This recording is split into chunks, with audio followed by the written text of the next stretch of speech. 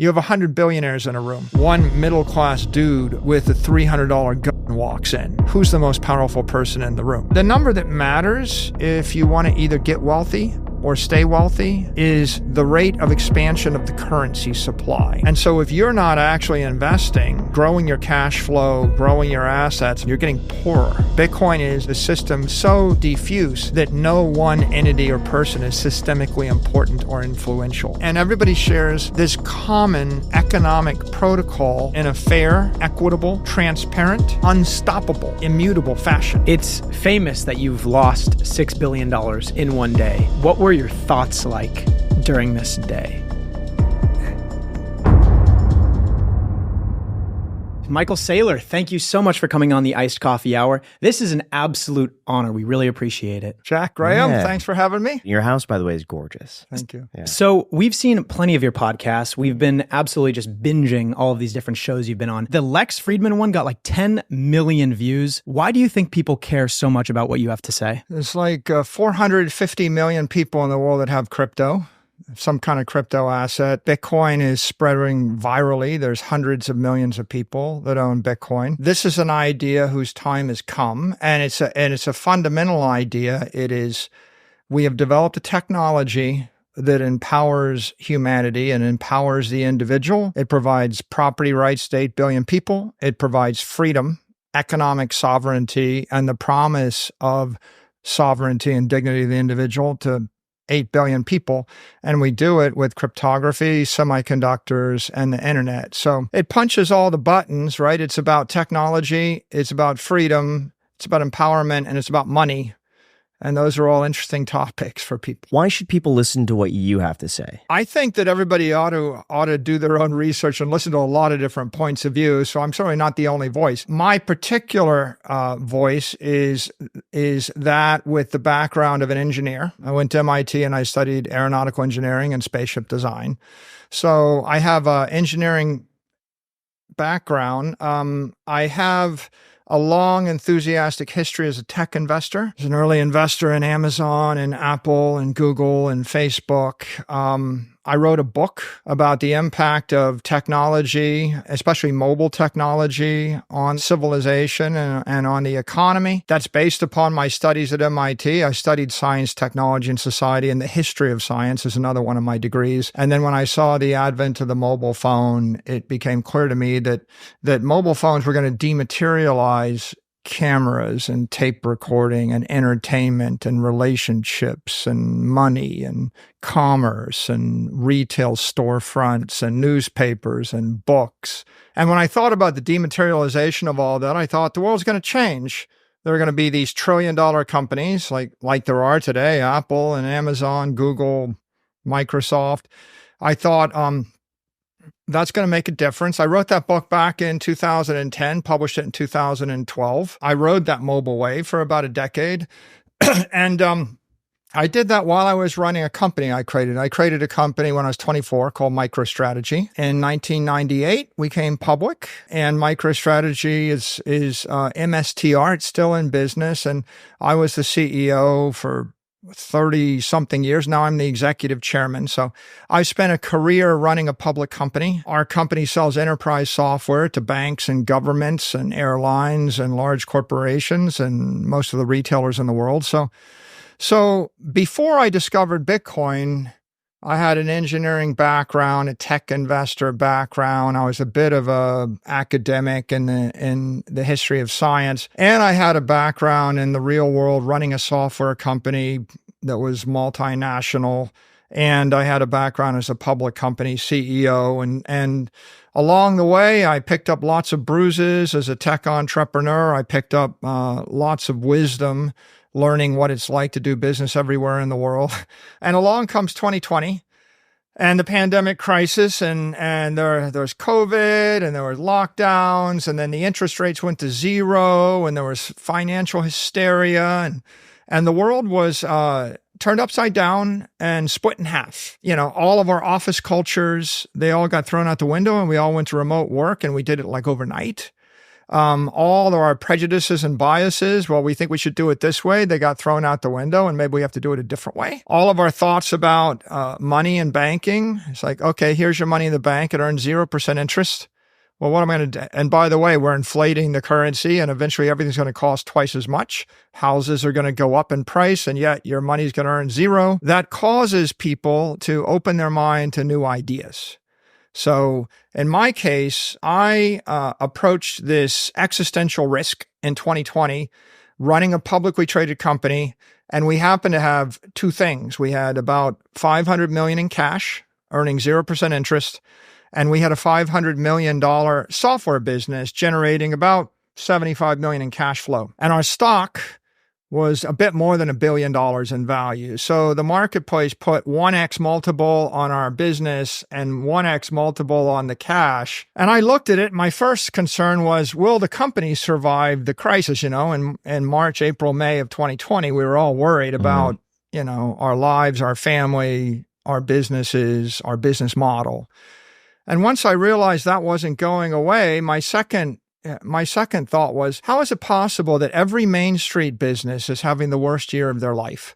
Every restaurant, every bar, every gym, every yoga salon, everyone, that shows up to work, not only are they not working, they're not allowed to work. And if you open up your gym, people are getting arrested for opening up a gym to get healthy. So on one side, you have this crisis. Half the people in the world or half the businesses are having the worst year of their life. And then in the summer of 2020, all the Wall Street firms had the best year of their life. All the stocks doubled. All the real estate assets went through the roof. When we dropped the interest rate to zero, real estate property values double. All of a sudden, all the big tech companies are shooting through the sky, and S&P is shooting through the sky. And I just saw this paradox. How is it possible that one part of society thinks everything's great, and another part of society thinks this is the most awful thing? So we were worried a little bit about that, but really we thought, $500 million is going to be worth $500 million in 4 years, except that you're going to need $1 billion to buy the same amount of stuff as you could buy with $500 million today.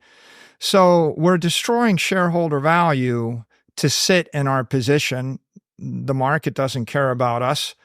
And on the other hand, we don't own anything that's benefiting from all this inflation and from these low interest rates. So we started looking around, and in that year, my mind opened, and I embraced a lot of new ideas. I embraced the idea of podcasting. I'd never done any podcasts until 2020. I embraced the idea of Zoom. I would have fired you in February if you wanted to do remote work, but by the end of March, it was mandatory. So it's like 10 years or 20 years of innovation or evolution, all coming in a week or 2 weeks. Then I thought, well, what am I going to do with this money? I either got to give it back to the shareholders, and decapitalize. And if I decapitalize, I thought that's a fast death, right? Our company was looking at a fast death, a slow death, or do something new. And I wasn't interested in the fast death. The slow death didn't have a lot of appeal, just get chipped away at by big tech companies. And so it's kind of a desperate moment, a moment of truth where you have to make a decision and take a risk. And so we looked around and we said, well, what do we need right now? Well, we need a hard asset that is scarce, that people all want in the world. And we need to get on top of the next big tech trend. Is it digital relationships? Is it digital books? Is it digital photographs? Well, it's too late to jump on top of Apple, Amazon, and Google and Facebook. You had to hit them and invest in them in 2010, 2012. I said, what's the next big thing? And I thought, what about Facebook for money? What if someone actually invented a bank for that 1 billion people, or in this case, 8 billion people needed, that ran on the internet, that actually had an asset which no government could debase, which every wealthy investor wants, which you could move at the speed of light, that you could program into an iPhone? What is this?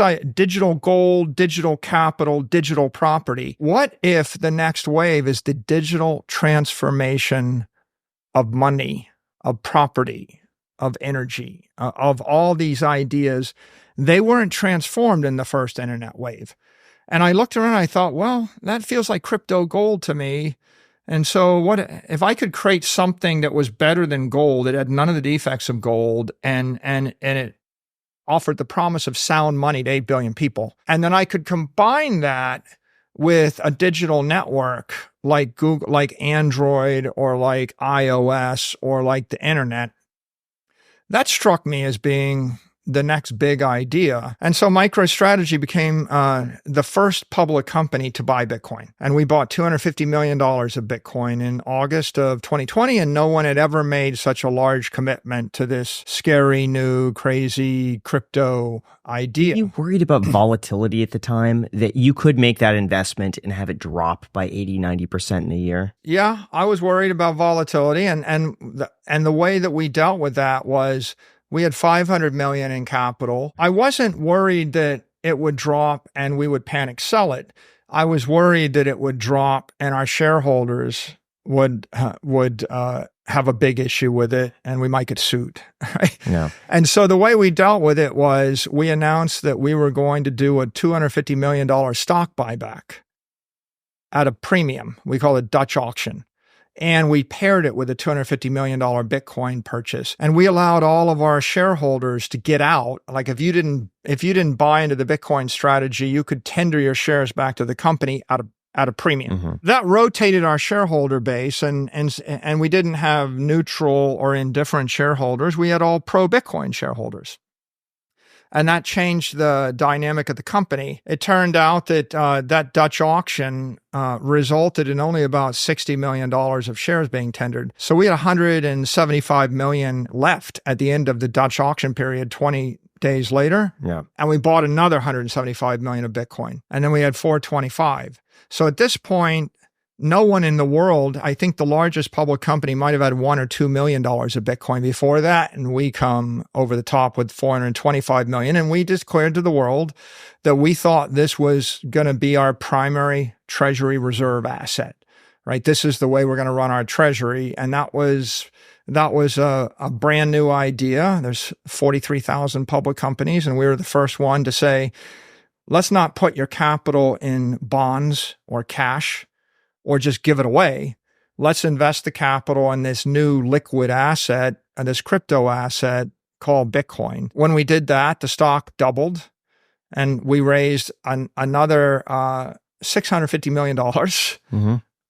And then the stock went up again and we raised $1 billion.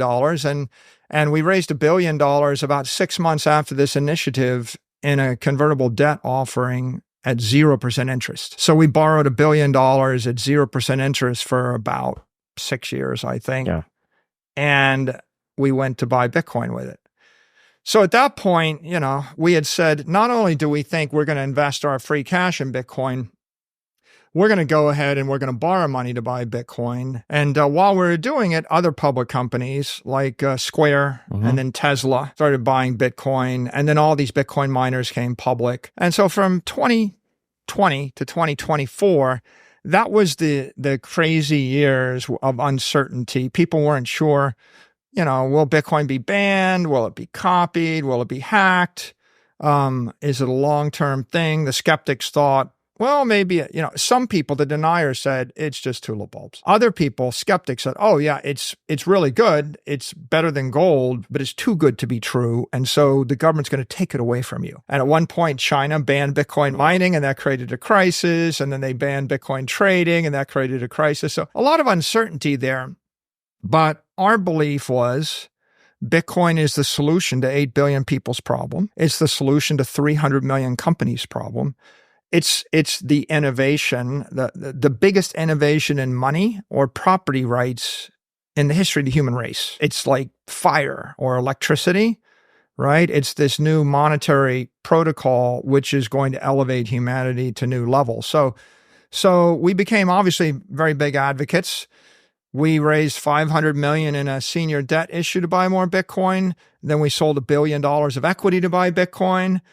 Then we sold another, then we borrowed money against Bitcoin to buy Bitcoin. Then we issued more equity to buy Bitcoin. If you fast forward through the 4 years today, since we started, well, we've invested $7.5 billion in Bitcoin, which is worth any given day 14 to 15 billion. The market cap of the company went from 1 billion to 30. The enterprise value of the company went from 600 million to more than 30. So, and the stock 10x'd. So during that time period, the company stock outperformed just about every stock on the S&P index. It outperformed NVIDIA and Tesla and Amazon and Apple and Google and Facebook. It outperformed Bitcoin itself. And it's not very often that you 10x a stock, 20x a market cap, 40x the enterprise value in 44 months. Right. So we took a particular position, which is Bitcoin is a good strategy. It's good for the world, and we're not going to be shaken. And while that was happening, obviously Bitcoin, when we bought it at 11,800, it crashed down into the 9,000. So we took like a $40 million hit in the first week or 2 weeks. So it was very stressful, losing 40 million of 250 million, right? It's a big thing, but we doubled down, and then Bitcoin rallied up. And it eventually went through the all-time highs and rallied to 66,000, then crashed down in the 40s, then rallied to the 66 again. And then this brutal crypto winter went from 66 all the way down to 16,000. Mm-hmm. Brutal. And then it rallied up. And so it is today where it is, and yeah, everybody's got their own Bitcoin journey, but MicroStrategy's Bitcoin journey is we started out of desperation. It was like, do this or maybe just shutter the company. We went from, desperate defensive to opportunistic. Hey, someone wants to give us $1.6 billion for nearly free for 6 years. If I offered you $1.6 billion for free for the next 6 years to invest in anything you wanted, would you take it? Absolutely. We asked Dave Ramsey the exact same question. He said no, he wouldn't take it. It's crazy. Yeah. And you must not believe in anything, right? I mean, if you're in business and someone's offering you, in essence, free money to invest in your business for the next 6 years and you don't want it, well, what it really means is you've run out of ideas. You don't know what to do with the capital. But, we went from the first step to opportunistic, and then it became strategic. And we realized we are a Bitcoin development company. Our job is to issue securities and to engage in technology projects and advocacy and education in order to spread, the virtues of Bitcoin and the opportunities of Bitcoin to the world. How were you able to develop an eye to spot innovation like that before the general public? Were you always like this, like growing up as a kid, to be able to spot trends?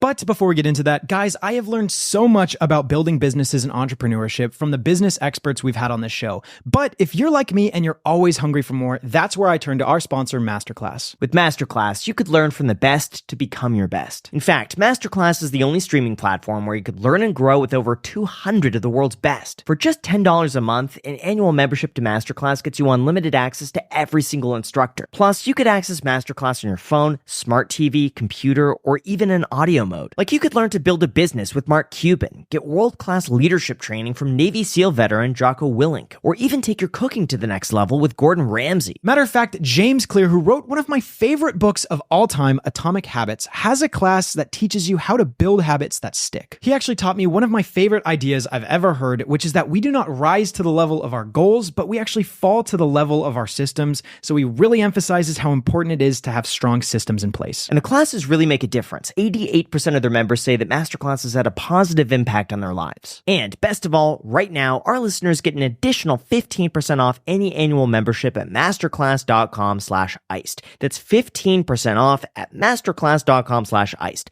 Masterclass.com/iced with the link down below in the description. Thank you so much, Masterclass, for sponsoring this episode, and back to the podcast. How were you able to develop an eye to spot innovation like that before the general public? Were you always like this, like growing up as a kid, to be able to spot trends? I was a science fiction fanatic by the time I was in third grade.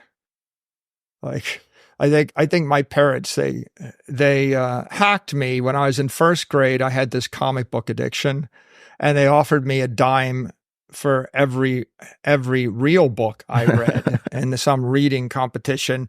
And comic books cost 25 cents. And I calculated if I read 2.5 books, I could get a comic book. And so I read like 60, 70 books in the summer.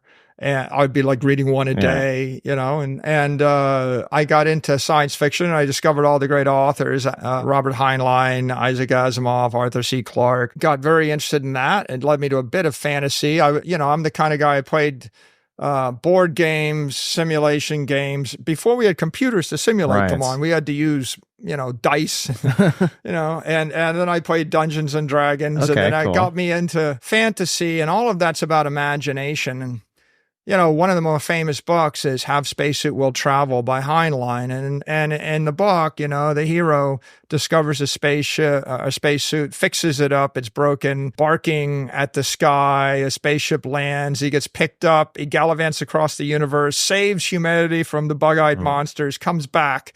And as his reward, he gets a full tuition scholarship to MIT. And I guess it's stuck in my mind, that if you're the upwardly mobile alpha male, tech forward thinker, maybe you want to go to MIT.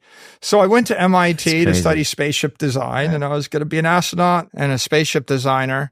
And that brought me in touch with, some just extraordinary individuals, extraordinary professors, extraordinary students, like every one of my fraternity brothers was like an Eagle Scout, right? Like, okay, welcome. Like everybody's a valedictorian, everybody's an Eagle Scout, and they're all brilliant. And what they do for fun, they design space equipment, or they hack the phone system, or the like. And while I was there studying aerospace engineering, I stumbled on the history of science. And the history of science is all about, how did we discover immunology? How did we discover that the Earth, revolves around the sun? Like how do we get through the Copernican revolution? What's the significance of optics? Why do we stop bleeding people to death? What's the significance of nuclear power? What's the significance of Maxwell's equations, or Newtonian physics, or relativity? And, what did Madame Curie do for us? And how does the society react when you introduce a new technology, whether it's a railroad or an internal combustion engine or an airplane? And so if you look at the history of the world through a technology lens, right, then you start to see things differently. So when I came out of MIT, I had the science fiction background, I had the fantasy background, I had the history of, I always loved history in general, but then the history of science really opened up my eyes to paradigm shifts. I mean, one of the most basic principles of science is the paradigm shift. Dr. Harvey is the guy that discovered that the heart beats blood out through the arteries. It circulates back through the veins. For 10,000 years, no doctor knew what the heart did, and they didn't actually accept circulation. Harvey discovers it, and everybody in the medical profession rejects it. Like, no, we don't believe you. Now, despite the fact they could probably determine this with some experiments, but they don't believe him. And Harvey says, no physician over the age of 40 will ever believe me, ever, right? And then I think Max Planck had a quote. He goes, science advances one death at a time. And Thomas Kuhn says in The Structure of Scientific Revolutions, when you come up with a new paradigm shift, whether it's, the Copernican revolution, right? The universe doesn't revolve around the Earth. Your diseases aren't caused by spirits and demons, but rather by little germs and, in the blood. Or relativity that Einstein put forward, and the paradigm shift of quantum physics, which Einstein rejected, or, quantum uncertainty. Kuhn says these paradigm shifts take place only after the old guard dies or in a war. There are only two ways you get people to turn the world upside down and see a new idea. You have to see the old guard die. We're seeing this in crypto right now. I mean, I go around and I'll meet people and they'll say, yeah, my son told me I needed to talk to you. It's like the 20-somethings, the 30-somethings, the teenagers, they all know. The 50-somethings, 60-somethings, 70-somethings, if they're hearing it from their kids. So this is a generational thing up. And I think, so I was fortunate because my advantage was I kind of had the academic grounding. I had the passion. I was always very interested in how do we invent new things with technology. I grew up in a coming of age where, there were 3 channels of broadcast television, and then in rapid succession, you got to where we are today. So, obviously some people are a little bit more what is the word? Open-minded? They've got more of a inclination, an intellectual inclination to appreciate that than others. So I always had a bias toward it. And I just had some really good formative experiences and opportunities in order to feed that inclination. I'm curious, who were some of your biggest influences or like inspirations when you were younger that kind of like, I don't know, maybe made you think the way that you think? And as you elevate the financial ladder and you make this crazy decision, or controversial, I should say, to put hundreds of millions of dollars into Bitcoin to turn it into billions of dollars, now that you have all of that money, who do you look to now for inspiration, and how has that changed? The great science fiction writers, were inspirations. Heinlein in particular, not only is he a good science fiction writer and he tells a good story, but he's also libertarian. He's also a sound money advocate. So his writings are laced with conservative economics, practical observations about politics. Inspirational stories of improving humanity with technology. I think that's a very important formative experience. Reagan, Thatcher, they were very successful politicians in their day, and they both preached limited government, right? Power to the people. Ayn Rand and her books, Atlas Shrugged, The Fountainhead, very inspirational. Science historians, and the historians, Alvin Toffler, the people who are Megatrends, Future Shock, all those books that were, how is the world going to turn upside down? I thought that was very interesting, inspirational. And I think, Arthur C. Clarke's got a very famous statement. I put it on the back cover of my IPO prospectus in 1998 when the company came public. That's how important the phrase was. And his phrase was, any sufficiently advanced technology is indistinguishable from magic, right? And that was the mantra of the great science fiction writers, where it blends with fantasy. It's like, what's a magic mirror? Well, I look in the mirror and I talk, and then somebody talks back. Well, now you take, an iPad, or you take an Apple computer and you look at it and you zoom to someone in Singapore and you talk and they talk back. And that's getting pretty magical. But then at the point where they take your photo and they plug you into an AI and they bring you to life, and they put you into cyberspace, and I'm talking to an AI that's talking back to me with your gestures. Am I talking to a demon, a witch, a demigod, a person? Where did the science stop? Where did the fantasy begin? And that inspired me to start MicroStrategy. And our idea was intelligence everywhere. Let's make everybody super intelligent. Like, think about what some of these AIs can do today. You can basically ask the thing to scan the entire body of human writing.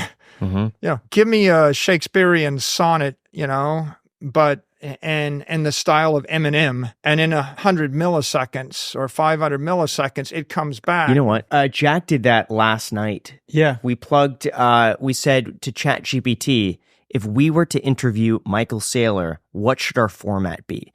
And my gosh, it gave us an outline that we would have probably spent an hour thinking of ourselves, and it did it in... I would say probably more than an hour. It was pretty... we already had an outline. I'm just kind of curious what ChatGPT could provide. And it was good. Was that it was Did decent. You pray to your patron saint or your AI and your demon You or your angel in cyberspace for the answer? We should have, yeah. You kind of did. Right? You actually... I asked 100 years ago, 1,000 years ago, I asked God to guide me. In fantasy novels, God becomes gods. Mm-hmm. I asked the God of my podcast to guide me, and this is what they said. Mm-hmm. Right? And so where does fantasy, where does science end? I think it is extraordinary inspirational because it opens up your mind. Right? It's like, what happens if I dematerialize every book that's ever been written, and I can put it on an iPad. Okay, well, I just gave 100 million books to 8 billion people for a nickel. Okay, well, that's interesting. That's not linear thinking. But that's like second order thinking. Third order thinking is, okay, let's just dematerialize every book, and then let's read every book, and let's give you, the equivalent of a professor that's read every book, and you can ask the professor anything, And the first order is, hey, can you just give me enough money to print a bunch of books and give you a big library? But, printing the books is fiendishly expensive for the civilization. Making you read them is double fiendishly expensive. So what if the computer printed them, the computer read them? And, at some point, the fourth order is, hey, why don't you just read every book, look over my shoulder, think about what I ought to do, and just do it. Yeah. Okay. You're placing a lot of trust, though, in the AI. Do you worry about that? And people not having the self-sufficiency to be able to maybe see through some of that might not apply to them or rely too heavily? Oh, yeah. Well, look, we're all going to worry about a lot of stuff, right? When you get on an airplane, you get in a tube and you fly 6,000 miles. Gosh, don't go on it. Yeah. And that if the window blows open, you'll freeze to death or you'll suffocate, before anybody can do anything about it. But meanwhile, you probably don't think about it. You want me to make you worry? Because I'm an aeronautical engineer. On approach, right? If the pilot takes his eye off the approach and gets unstable for 2 seconds, the plane may go into a tailspin. You're going to crash and burn. And there's not a single thing you can do about it. And does it ever occur to you to worry about what the pilot drank the night before he got into the plane? See, what I'm concerned about is if you have a mentally unstable pilot that wants to do a lot of harm to a lot of people. That's what I'm concerned about. But we can speculate all we want. Yeah. Graham and I are horrified of flying as it is. I look over at him. I was fine for a while. Really? But I was fine up until... Let me with you a bit more, which is, are we going to worry about AI bots driving your car? And are you worried about someone taking over the car and crashing the AI-driven car? Or... next time you go into New York City or wherever you go and you call an Uber, does it occur to you that no matter how well you eat, how well you drink, how well you live your life, how careful you are, how good a shape you're in, that the random person that picked you up in the Uber in 2 seconds can drive you off the bridge and kill you with no chance to appeal, right? Your life is basically in the hands of a random driver every time you get in a taxi cab. And you ought to be a lot more afraid of that than getting on the airplane, because at least with the airplane, there's 2 pilots. And by the way, it's against professional rules, and he will get fired or she will get fired if they drink, and there's another person to look at them and assess whether they're sober when they walk on the airplane. And if they lose it or sneeze or have a seizure, there's another person to land the plane. Now I'm going to put you back in the random Uber in a foreign country that's swerving in traffic. And okay, if you think, I'm too smart because I breathalyze test and I personality test the Uber driver when I get in the car, maybe you think that. Has it occurred to you that the guy on the other side of the median strip can just take a drug, drink a thing, and do this? Bam, but I think about that from time to time as I'm driving, because you hear just random stories of exactly that, of just a car that just made the wrong turn and just hit somebody who was in their lane doing exactly as they should, driving the speed. And there's a point to all this, which is people used to die falling off their horse a lot. You just don't read about it because we didn't take good records. And if you roll the clock back to 1950, without technology, the average life expectancy was 50. If you roll the clock back to 1770, the average life expectancy was 32. People actually walked past a swamp, got bit by a mosquito, and died of malaria or some fever, or they lived in a house that didn't have heat, and they died of pneumonia. And people are dying of all sorts of things before we had technology. Now, we live in the early 21st century, and there's a million things for you to worry about. But if we unleash AI and the robots drive the cars and they fly the airplanes, it's more likely than not the case that the average number of traffic deaths fall.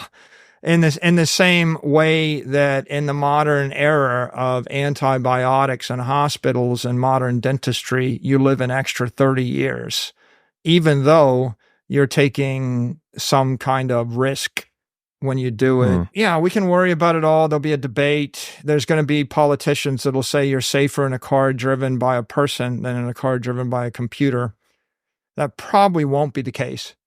But people will believe it's the case, and that's above our pay grade, right? It's going to be determined, regardless of what you think about it with high likelihood.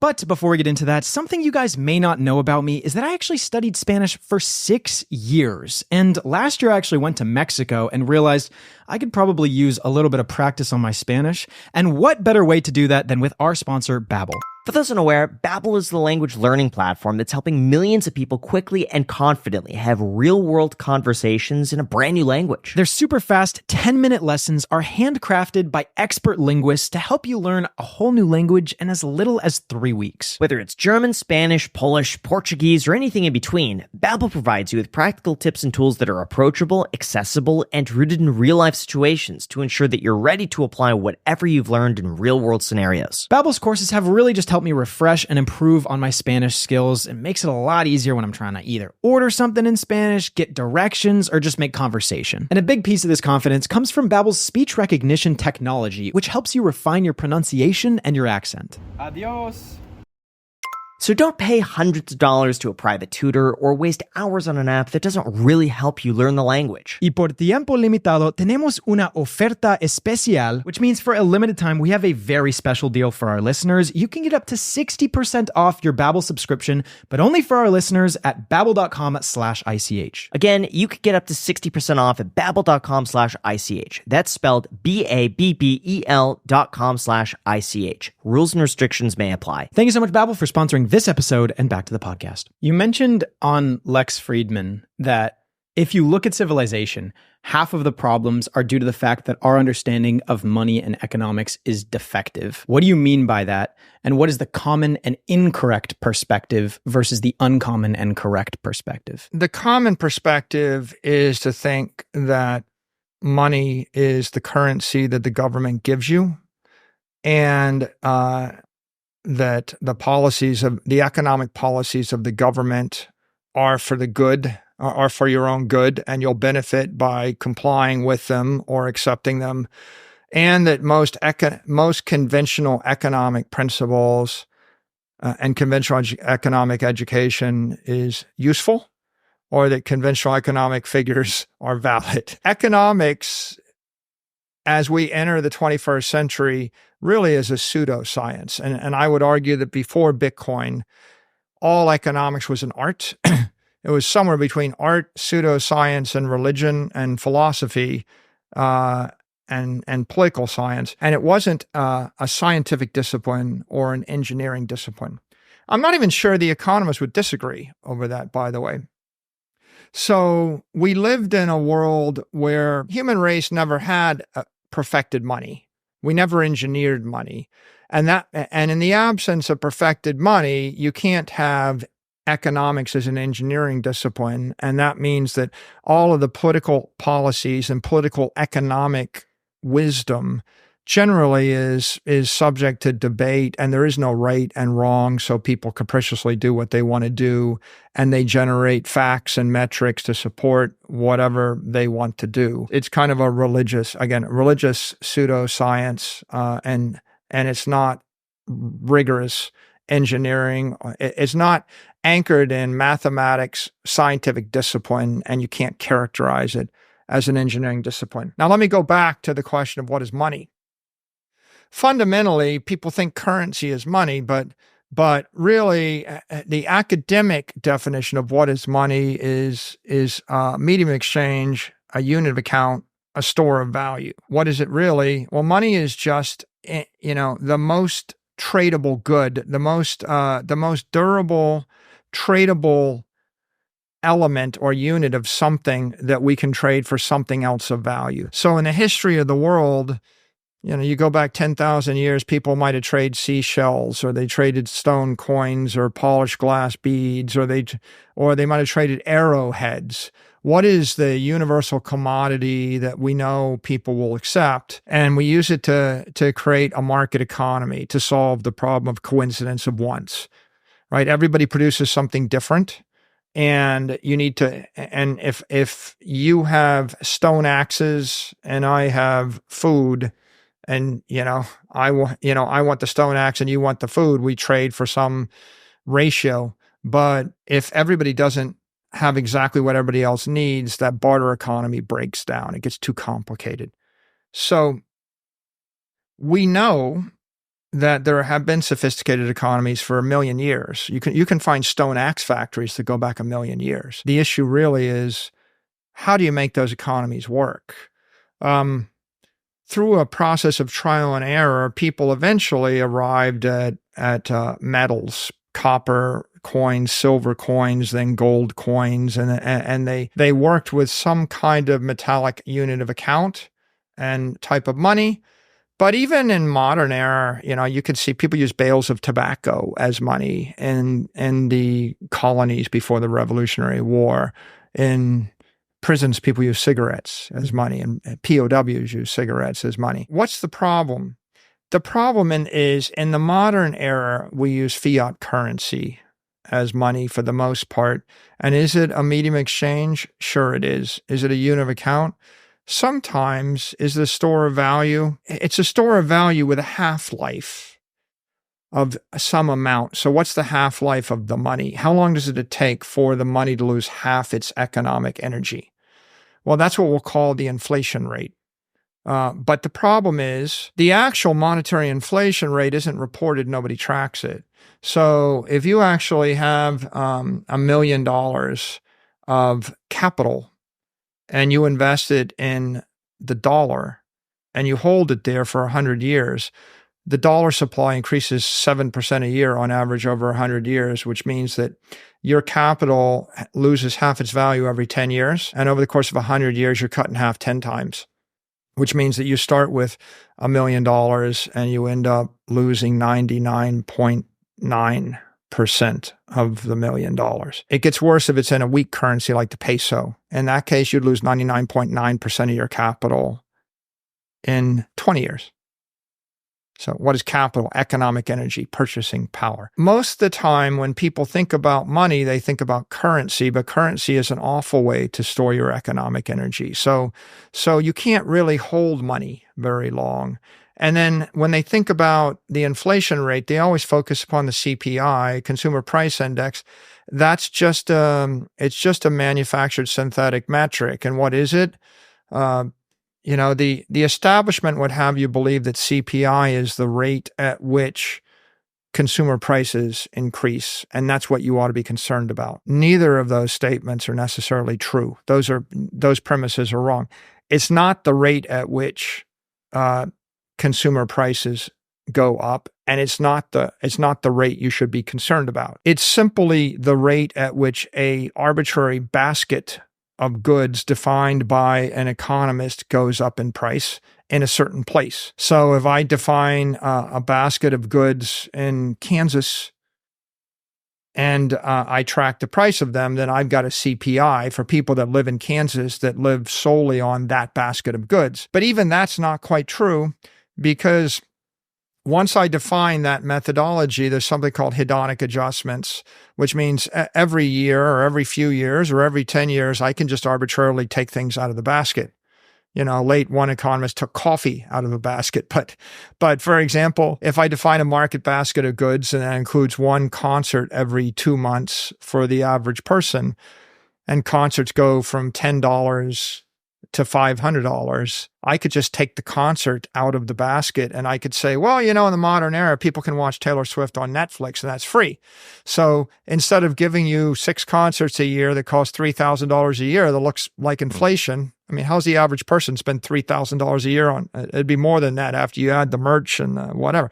Okay, $5,000 a year on concerts. It used to cost $100. Now it costs $5,000. That's inflation. But if I just rotate that into Netflix Taylor Swift concert, not only do I not notice that everything went up to $5,000 a year, I actually announced gleefully that the cost went down to go to concerts now. So conventional wisdom is people accept the conventional definition of money. They accept a certain asset as money that's not really money, and then they accept conventional definitions of inflation as being relevant and proper, which is neither. And then that causes them to make a whole host of mistakes, like, I'm going to give you 4% interest in your bank account. The CPI is only 2%, or our target is 2%. If you're getting 4%, then you're staying ahead of inflation. Well, what if the real monetary expansion rate is 12% and I'm giving you 4% or 3% after tax?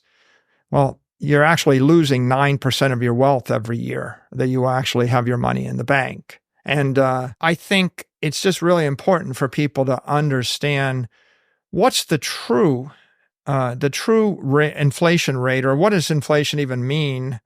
What the number that matters if you want to either get wealthy or stay wealthy or live a decent life is the rate of expansion of the currency supply.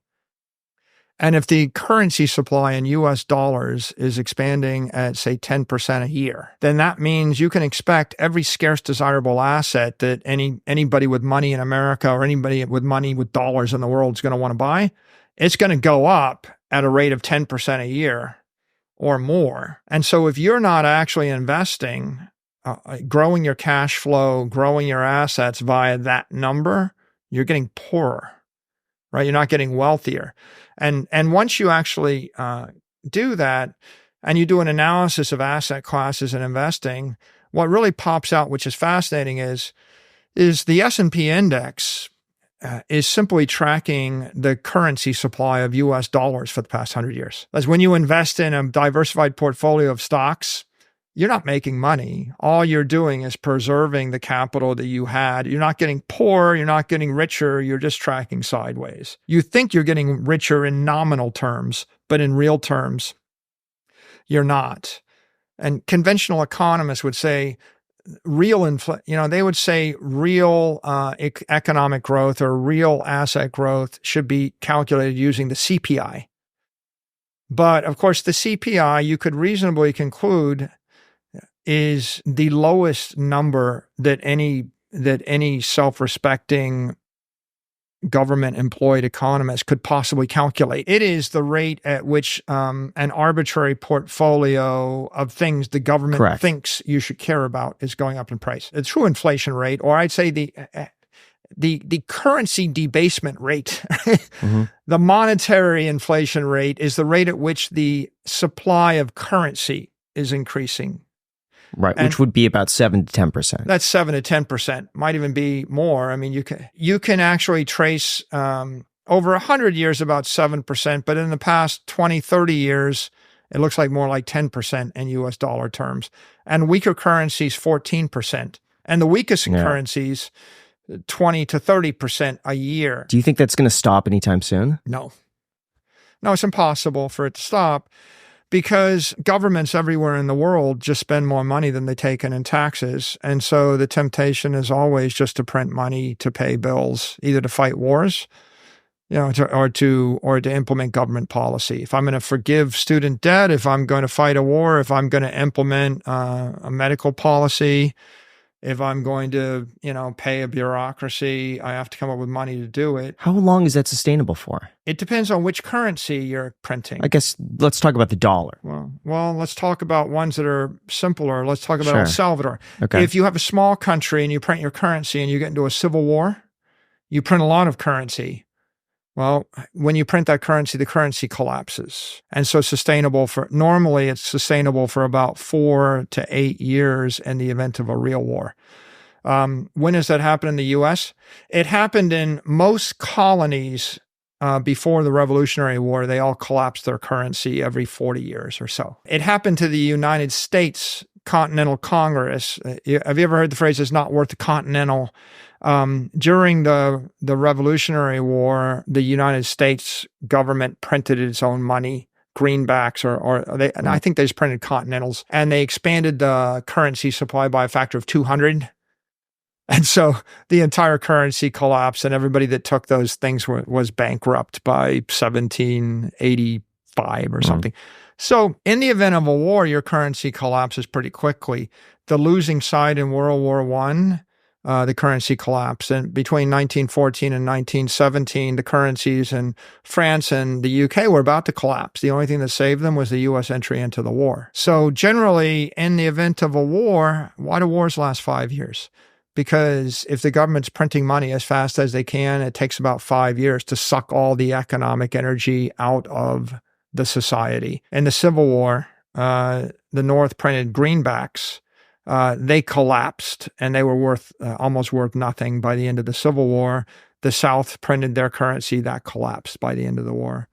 So in wars, the currency can collapse in 5 years. If you take Argentina's collapsed their currency about every 20 or 25 years for the past 150 years. About 20 years. Sure. So the Argentine peso was 1 peso to the dollar about 25 years ago. It's 1,000 pesos to the dollar right now. So, you can see the same thing in Nigeria. So in a third tier currency, it'll last about,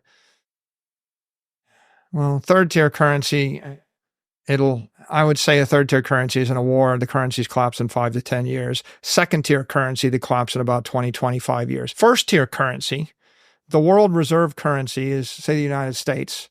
Compare the United States, the dollar, compare it to the German currencies. The Germans have lost 2 wars, so their currencies collapsed like 3 times. How about the Japanese currency? It's collapsed, right? How about every other currency? The Russian currency, it's collapsed about 3 or 4 times. The last time it collapsed was 1998. Lebanon, it just collapsed a few years ago. U.S. won every war in the last 100 years. We are actually the strongest nation for the past 100 years. So we're the victor. We're the world reserve currency. So what has the U.S. dollar done? An acre of land in Miami Beach where I live cost $10,000 100 years ago. It cost $10 million today. Okay. Did the currency collapse? It's worth 0.1%, right? It lost 99.9% of its value. So, in fact, that's the winner, right? And how long will that go on? How long can it go on?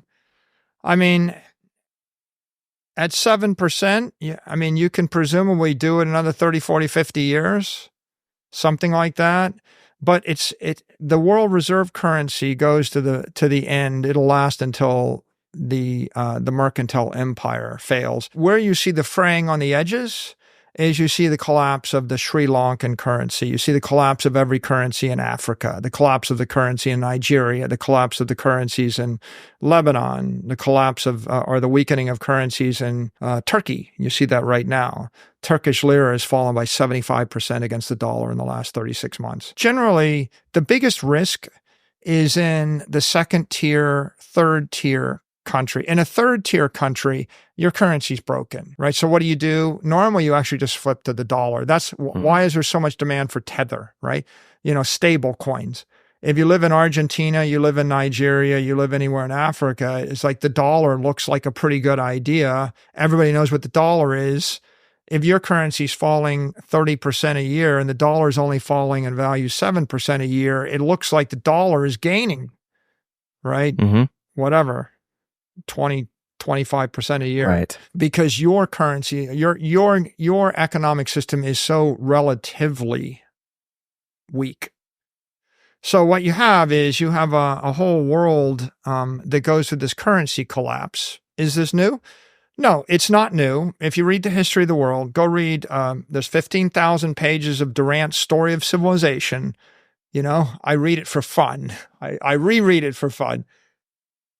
There's thousands of stories of an empire rising. The first king conquers, the son maintains. The third one in the line comes along and decides to overreach, overspend, debases the currency, bleeds the people dry, eventually can't pay the military and collapses. And what happens is they always blame it on the barbarians.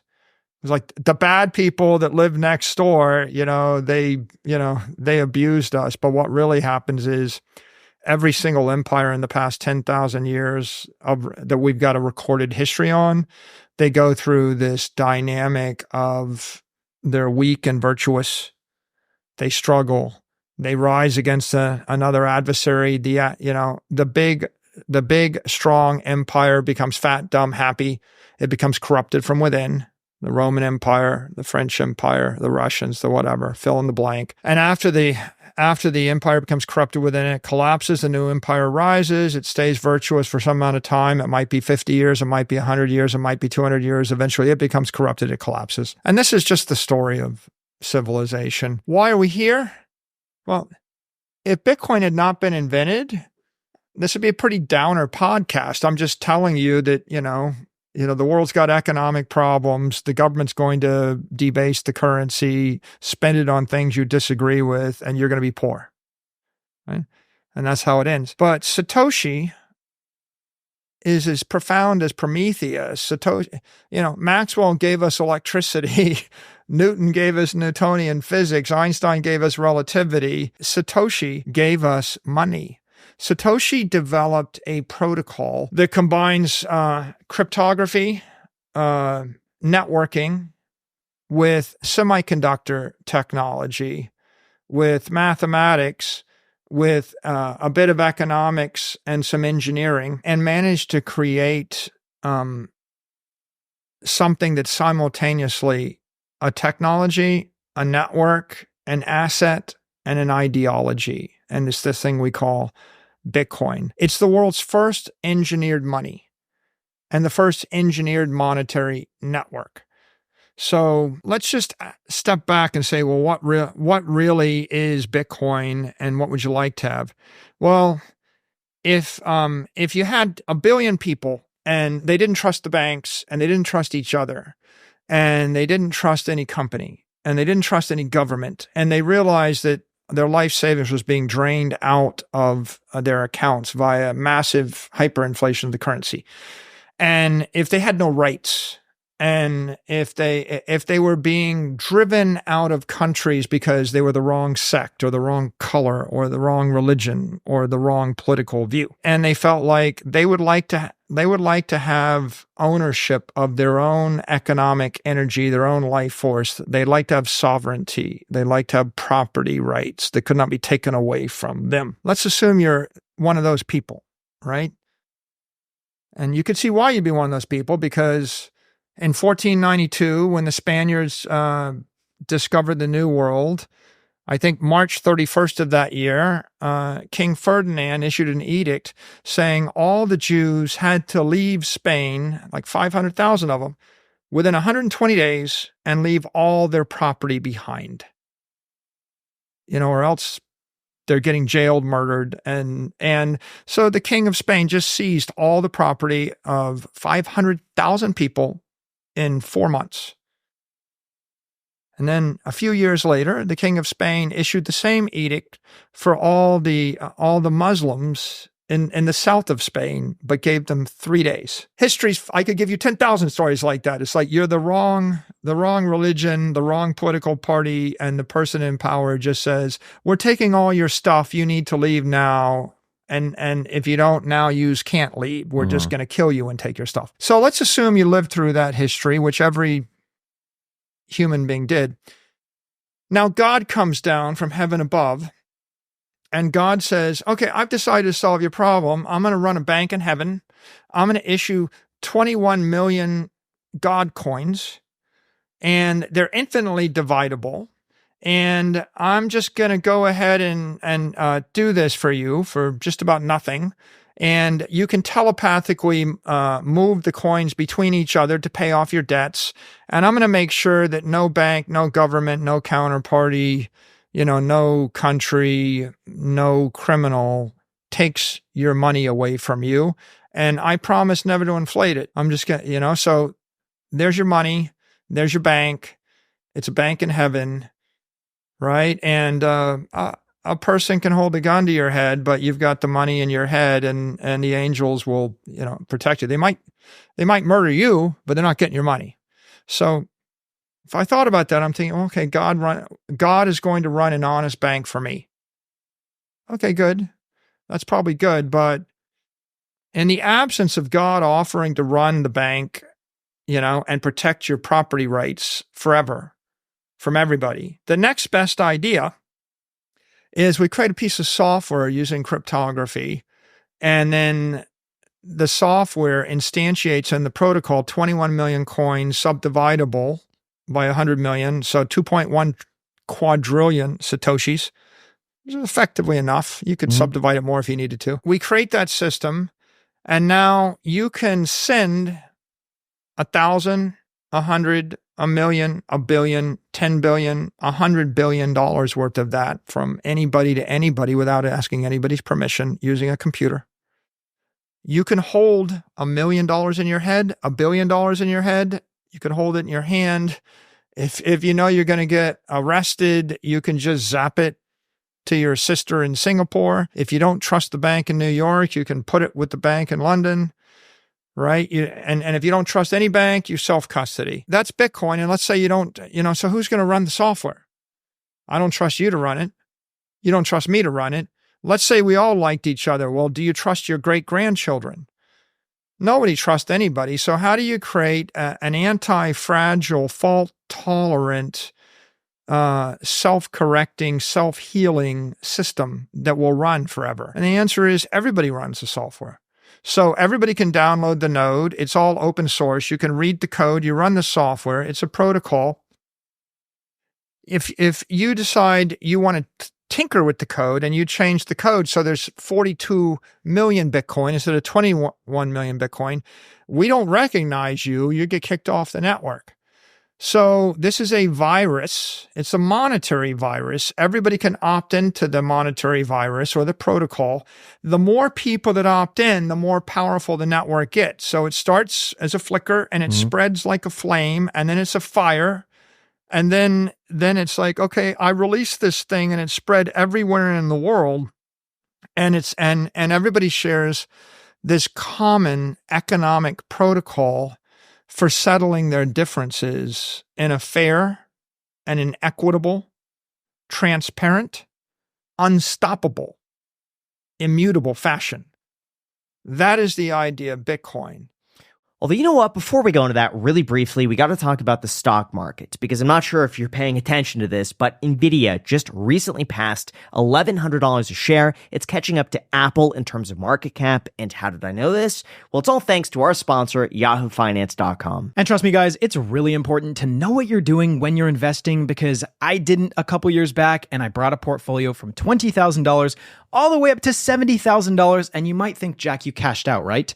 No. I brought it down to $4,000, and that's because I was uneducated. Now, obviously, since then, I've wisened up, and I feel like I'm being a much smarter investor these days, and the reasons why I invest are because A, you make money when you do it correctly, and B, it gives you a sense of confidence for your financial future. And really, when it comes down to all of this, the best thing that you could do if you want to expand your knowledge is just get free information. Learn as much as you can, read as much as you can, and Yahoo Finance is a fantastic place to do just that. So level up your investing knowledge at yahoofinance.com. We have a link down below in the description. I strongly recommend it. It's one of the best places to get all that information. yahoofinance.com. Thank you so much, Yahoo Finance, and back to the episode. So you seem like somebody who's looking at the pros and cons of everything. What do you think is the best case against Bitcoin, and what would it take to convince you that perhaps you could be wrong? The idea of Bitcoin is I'm using technology to create perfect money. The first question is, will it be banned? Will it be copied? Will it be hacked? Right? Does Bitcoin represent sound engineering? Does it represent sound ethics?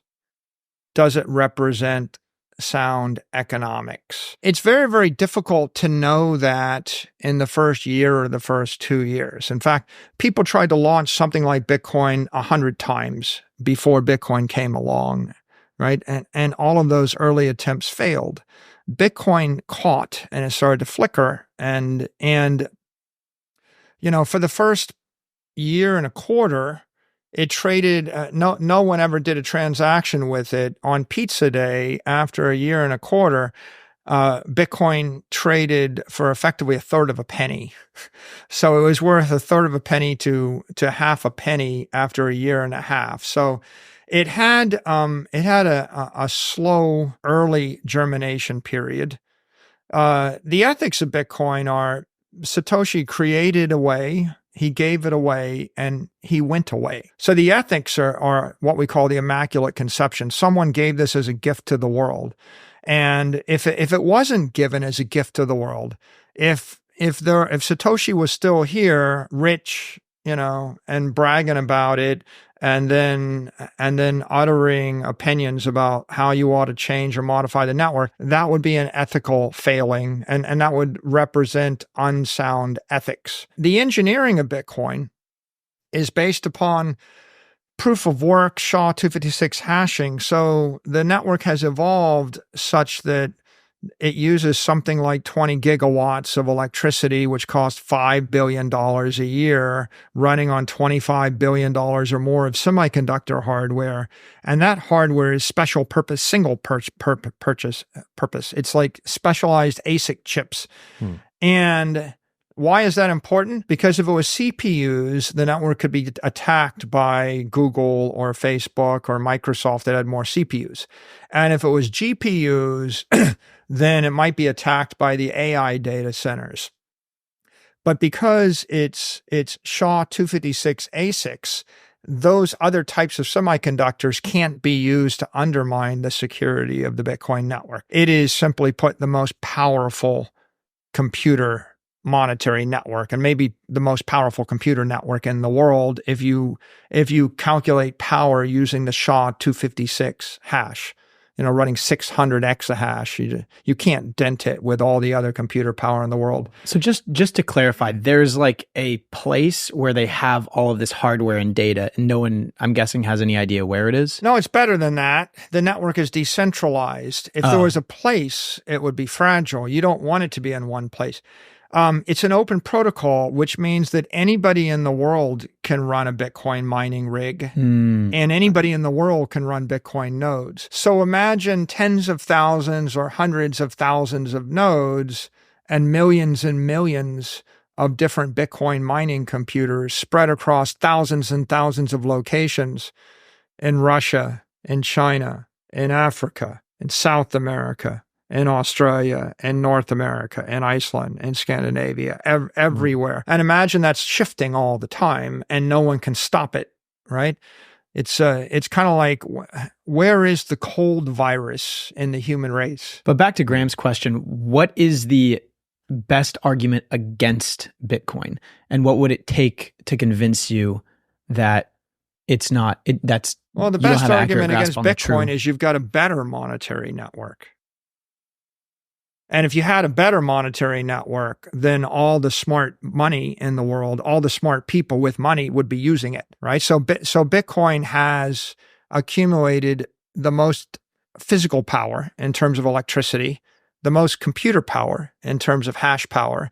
It's accumulated the most economic power, $700, $800 billion of real money has been invested in it. It's got the highest market cap, worth 1.3, 1.4 trillion, and it's accumulated the most political power, hundreds of millions of people who are passionate about defending it. And so how do you know it's not working? Well, if someone came along and launched something that was more popular with intelligent people, then I guess it wouldn't be working. But of course, Bitcoin's been growing first 200% a year, then 100% a year. Right now, it's still growing 40 to 50% a year. So it's a monetary virus that's spreading, and it's extracting the capital from all other capital assets, right? So the proof that Bitcoin is winning is the performance of Bitcoin is 5x the performance of the S&P index. And Bitcoin is outperforming gold, outperforming the S&P, outperforming every individual stock, outperforming bonds, outperforming cash, outperforming real estate. What do you see? You see intelligent people with money voting with their money, and what they're doing is they're selling the weak assets buying the strong asset. And why Bitcoin over Ethereum? If you're trying to launch a monetary network, you need it to be ethically sound. It needs to be sound ethics, sound engineering, sound economics. The economic policy of Bitcoin is 21 million coins unchanged. Very difficult to change, extremely conservative. In fact, no one would ever think you could change the supply, which is transparent. And even the second order economics, the bandwidth of the network is the subject of bitter fights. The block size wars was a fight over whether or not the second order scarcity should change and whether the bandwidth should change. And as the network gets bigger, it becomes much more conservative economically. So now it's nearly impossible to change the economic policies of Bitcoin. And if you compare that to Ethereum changed the economic policies with every hard fork. And so it's changed it half a dozen times. And so economically, the real question is how much of that asset will there be in 100 years or 1,000 years? And can anybody change it? And what you really want is for nobody to be able to change it. And you want to know that you're buying 1/21 millionth of all the economic energy in the network 1,000 years from now. So all of the hardware, all of the semiconductor technology, all of the electricity that's being used to secure the network disappears. Now the network is secured simply by the staking of a token with economic value. But you're going to lose Moore's law, because if you have to stake $50 billion of tokens, you can't make the $50 billion of tokens worth 500 million and keep the same amount of security over time. But you see with Moore's law and with a silicon ratchet, you can actually create $50 billion of security with $500 million of hardware over time. Like, let me illustrate it a different way. You have 100 billionaires in a room, and then one middle-class dude with a $300 gun walks in. Who's the most powerful person in the room? Right? The guy with the gun. The gun is a very special purpose machine for projecting and channeling energy. If you actually want to get productivity, if you want to spend $300 in order to hijack $1 billion, right? You do it with a gun. But on the other hand, if you want to protect $1 billion without spending 10 or 20 billion, you protect $1 billion with the hardware. So the engineering of Bitcoin plugs you into semiconductor technology, to Moore's law, to electricity. And what it also does is it creates this very interesting dynamic where if you have billions of dollars of Bitcoin in Manhattan, your Bitcoin is being defended by Bitcoin mining off of hydroelectric power in Bhutan. You might be getting defended. The network is defended by a Bitcoin mine running on stranded natural gas in Kazakhstan. And so if your money is only defended at a bank in New York and the mayor of New York wants to seize your money, he just takes it. What you want is a very distributed network, and you want incentives for every nation state and every type of actor to build massively powerful centers. If you see these Bitcoin mining centers, they're 100 megawatt, 200 megawatt data centers, and you think, well, what would incentivize someone to build such a massively powerful, defense mechanism? And the answer is somebody's got a dam with water flowing over the dam and no one wants to buy their electricity.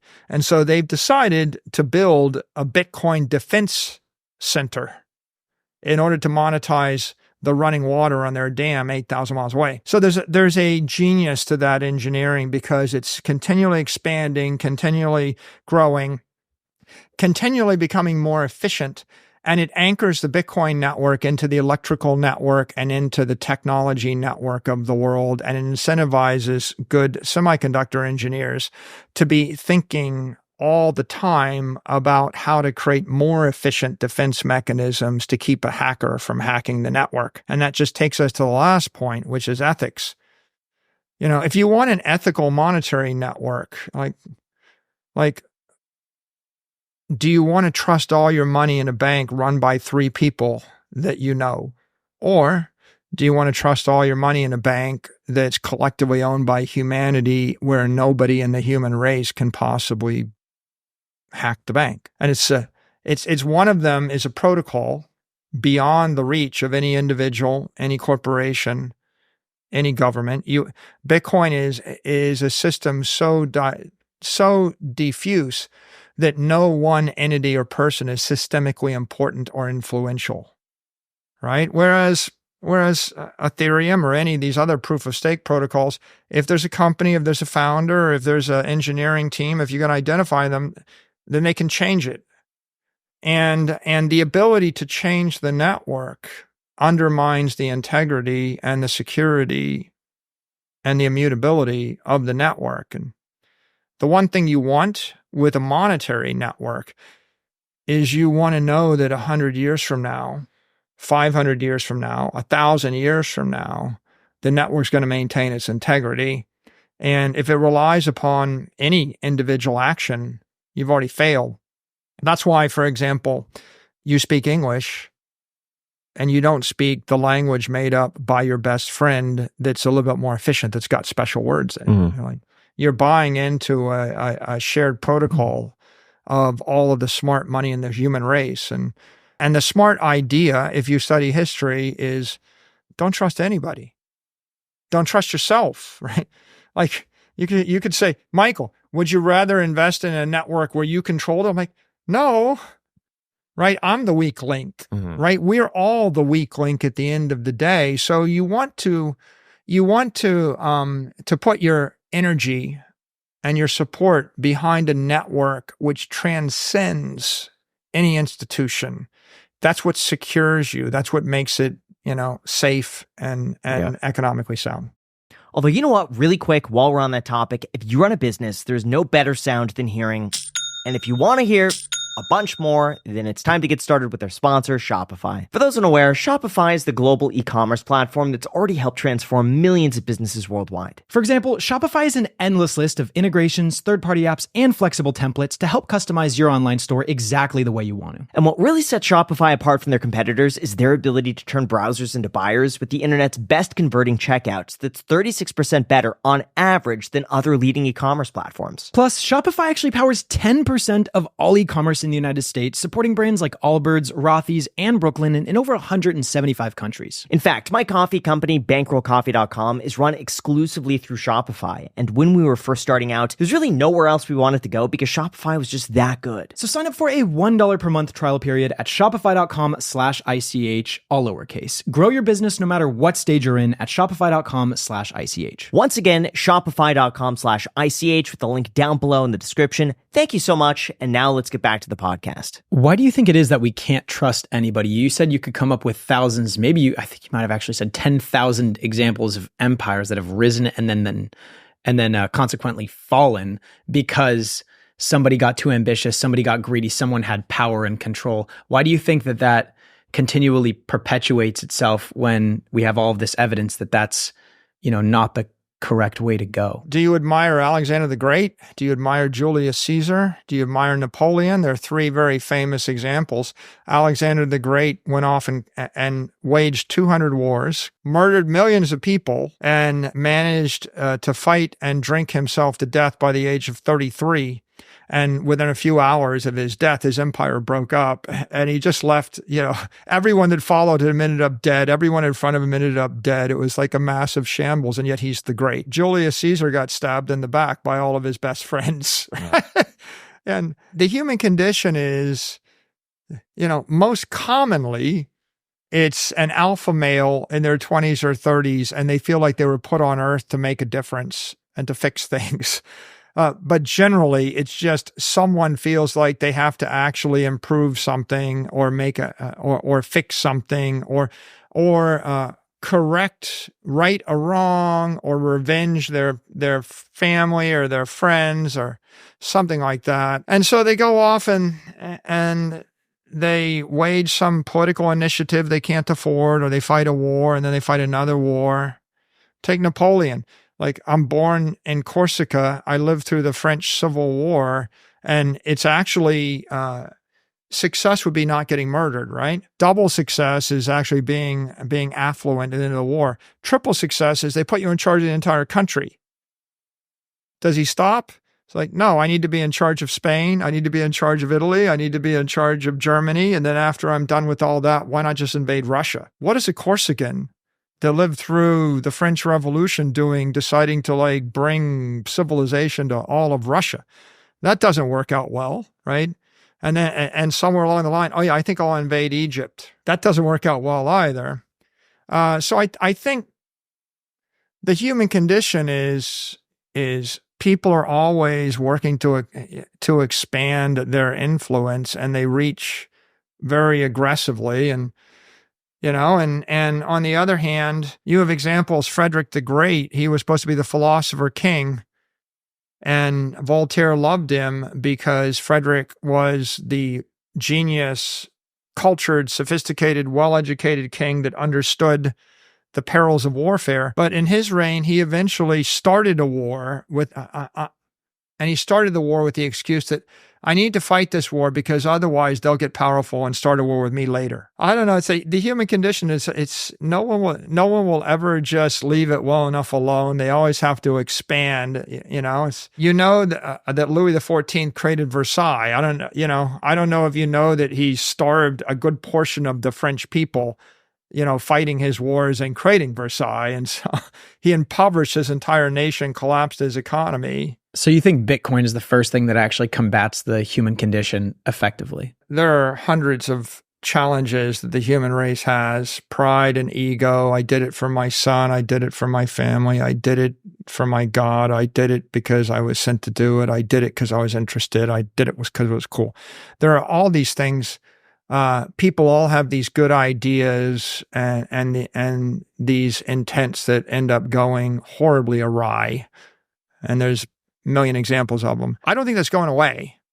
So I don't think Bitcoin fixes that. It won't stop wars. It won't stop governments from collapsing. It won't stop bad medicine. It won't stop bad ideology. It won't stop criminal behavior. So it's not the solution to that. It's just the solution to bad money.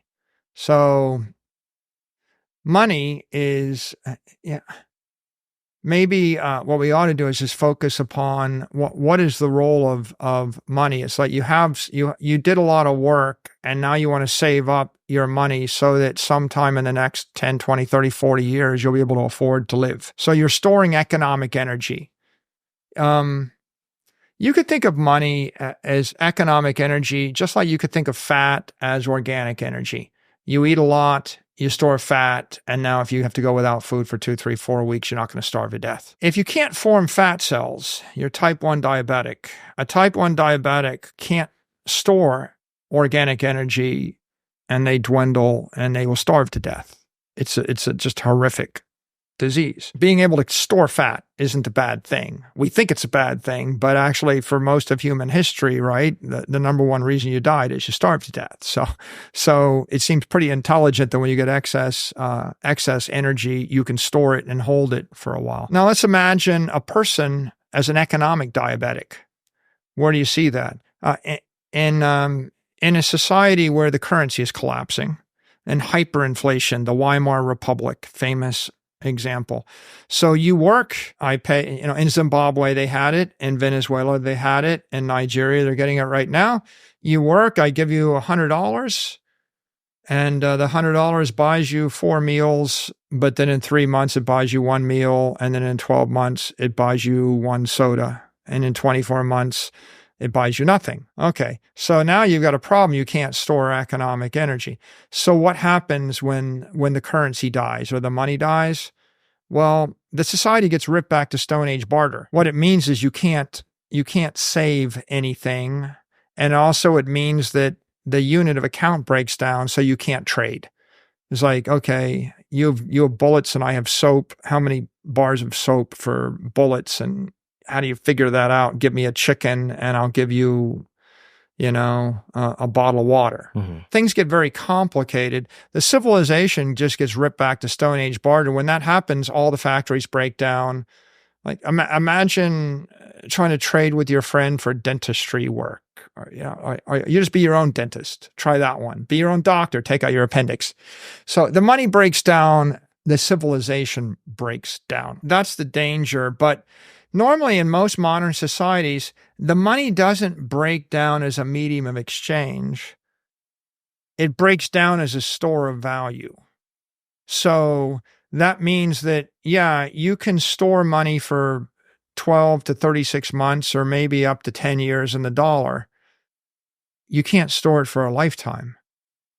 So if you have some money, you can't just store the money. If you want to keep your economic energy, you have to gamble it or invest it. You have to speculate with it, or you worked your entire life, you have a certain amount of retirement, and now if you store it in the bank, it'll be worth nothing.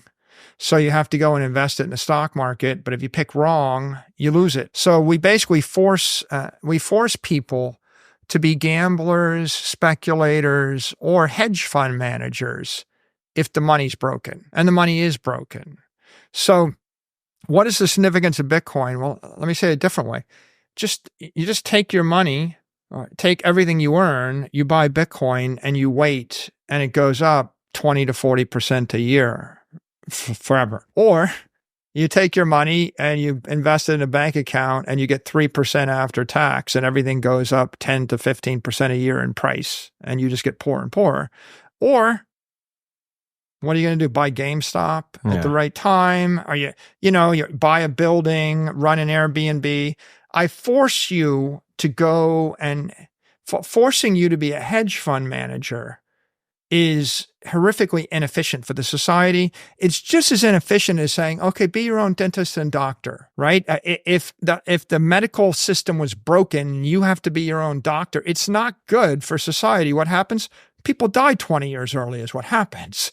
So when you have to be your own banker or be your own hedge fund manager, what happens is you just get poor, or you lose faith in the future. If I told you your money was going to be worthless in 36 months, what would you do with it? You would spend it. What if I told you your money's going to be worthless next Monday? You would go out this weekend, make it decadence weekend, and you would just blow it all. You would buy anything. Mm-hmm. Things you don't need. It's like, if it's for sale, I'm just buying it. So Bitcoin actually solves the problem by saying, well, what if you just had a money that the government couldn't debase, the bank couldn't steal, that would last forever? Okay, it profoundly changes incentives, because now a corporation, instead of buying back its stock or instead of dividending out its cash flows, would just keep the money. And the money would go up in value 20, 30% a year. So that's what MicroStrategy did. Like, what's our secret, right? We're just holding the money, and it's an appreciating asset. Let me try to make one more analogy that might help. It's like, you're an athlete, your blood is carrying oxygen. Oxygen is energy. If you're an athlete, you need the oxygen to circulate, and you need the blood. So before your race, I show up and I say, well, conventional wisdom is I need to bleed you now. So I take a bunch of your blood, and now you run the race. And then next week before the game, I show up and I bleed you again. And what if I just bleed you every week? What if I bleed you every day? Are you as good an athlete? If you're not sure about this, try this experiment. But I think any athlete will tell you, no, the goal is to have as many red blood cells and as much oxygen in your bloodstream when you compete, not to bleed the blood out of your system. So when the government is telling you you should use a currency, the currency is the blood of your corporation or your family or your civilization. When I'm inflating the currency, I'm bleeding the civilization. And in the extreme, if you do this thought experiment, if I just double the currency supply in a banana republic, and your company had whatever, $1 million worth of currency, but I double it, and now it only buys half as much, and I double it again, and it buys half as much again. You see, it's Now take it back to MicroStrategy. In 2020, we had 2,000 people working as hard as they could work to generate $75 million a year in cash flow. And then we had $500 million of actual assets. And then the government was increasing the currency supply by 20% a year. At 15% a year, if they increase the currency supply at 15% a year, then you're losing $75 million of capital value of wealth every year for the 75 million you're winning. So at the 15% inflation rate of the money supply, 2,000 people are working as hard as they can, doing 100,000 things right for an entire year to stand still. And if I crank the inflation rate up to 30%, I tilt the playing field such that you're running as hard as you can and you're falling backwards. So another way to say it is everything you do is worthless. Your time is worthless. Your life is worthless. You're failing, right? And then one more analogy. I put you in a rowboat and you row 7 miles an hour and the wind starts blowing the opposite direction or the current is blowing the opposite direction and you're actually rowing as hard as you can and you're not moving at all. And then the current picks up and you're rowing as hard as you can and you're going backwards. But there's this point where you're rowing 7 miles an hour and the current's 7 miles an hour and then you're in the middle of the Atlantic and you horrifically realize you're going to die because you're not getting across, right? You're not going to make it. And so what do? You reach down, you pull up the sail. You can't row. You can't row against current. You put up the sail, you catch the wind and let the wind blow you. You're going to have to change the way you do work. In an inflationary currency, right, you probably can't outwork inflation no matter how hard you work. Unless you can grow your revenues. If you ask your boss for a raise 20% a year and you get it every single year, then yeah, maybe you can outrun inflation, but most people won't be able to do that. Why does it seem like older people are so resistant to the idea? Why they're so resistant to change? And what do you say to Warren Buffett, who doesn't like it because he says it doesn't produce anything? I mean, Warren Buffett never invested in Microsoft, you know? He did Apple. Yeah, a guy that worked for him did Apple. And you know what happened? He made more money off of that proxy investment in Apple than everything else he did his entire life. Everything he did his entire life. And so the truth is the reason Berkshire Hathaway isn't a failure right now is because he allowed someone that worked for him to invest in a big tech idea, right? Why do senior people don't accept things? Well, it's because generally, once you get past your 40s, you stop embracing new technologies. Why? Remember what Harvey said? Yeah. Well, how many people over the age of 40 will spend 100 hours to master a totally new idea? First of all, you have less interest in it. Second, you have less incentive. You don't need to. If you're already wealthy, like Warren Buffett is wealthy, he's not going to be unrich. At that stage in your life, you're successful, you're wealthy, you've already married or not, you've already made a name for yourself, you've got nothing to prove. You know, meanwhile, your eyesight is failing, your motor skills are failing, your attention span is flagging, and your interests have shifted to your children, your grandchildren, or something else. When you're 22, you have everything to prove. You've got no money, no fame. You're in search of fame and fortune, right? Your athletic peak, your hormonal peak. You're able to go harder, run harder. You're an athlete, right? You're an intellectual athlete. You're a physical athlete, and you have less to lose and a lot to gain, right? So, I mean, it's just human nature that the youth are going to embrace new ideas. A, because they can. B, because they need to. You're not getting ahead by doing what someone did 30 years ago. You've already done it. Why were you different? Because it seems like you were also at the same place where you were wealthy. I don't think you had anything to prove. You had a great company. No, actually, the first time I heard about Bitcoin was 2013, and I was invested in Apple, making a lot of money on big tech investments, and I was busy running my company, and it was just the third thing, an oddity, a distraction. And I thought, it's interesting. It'll probably get banned.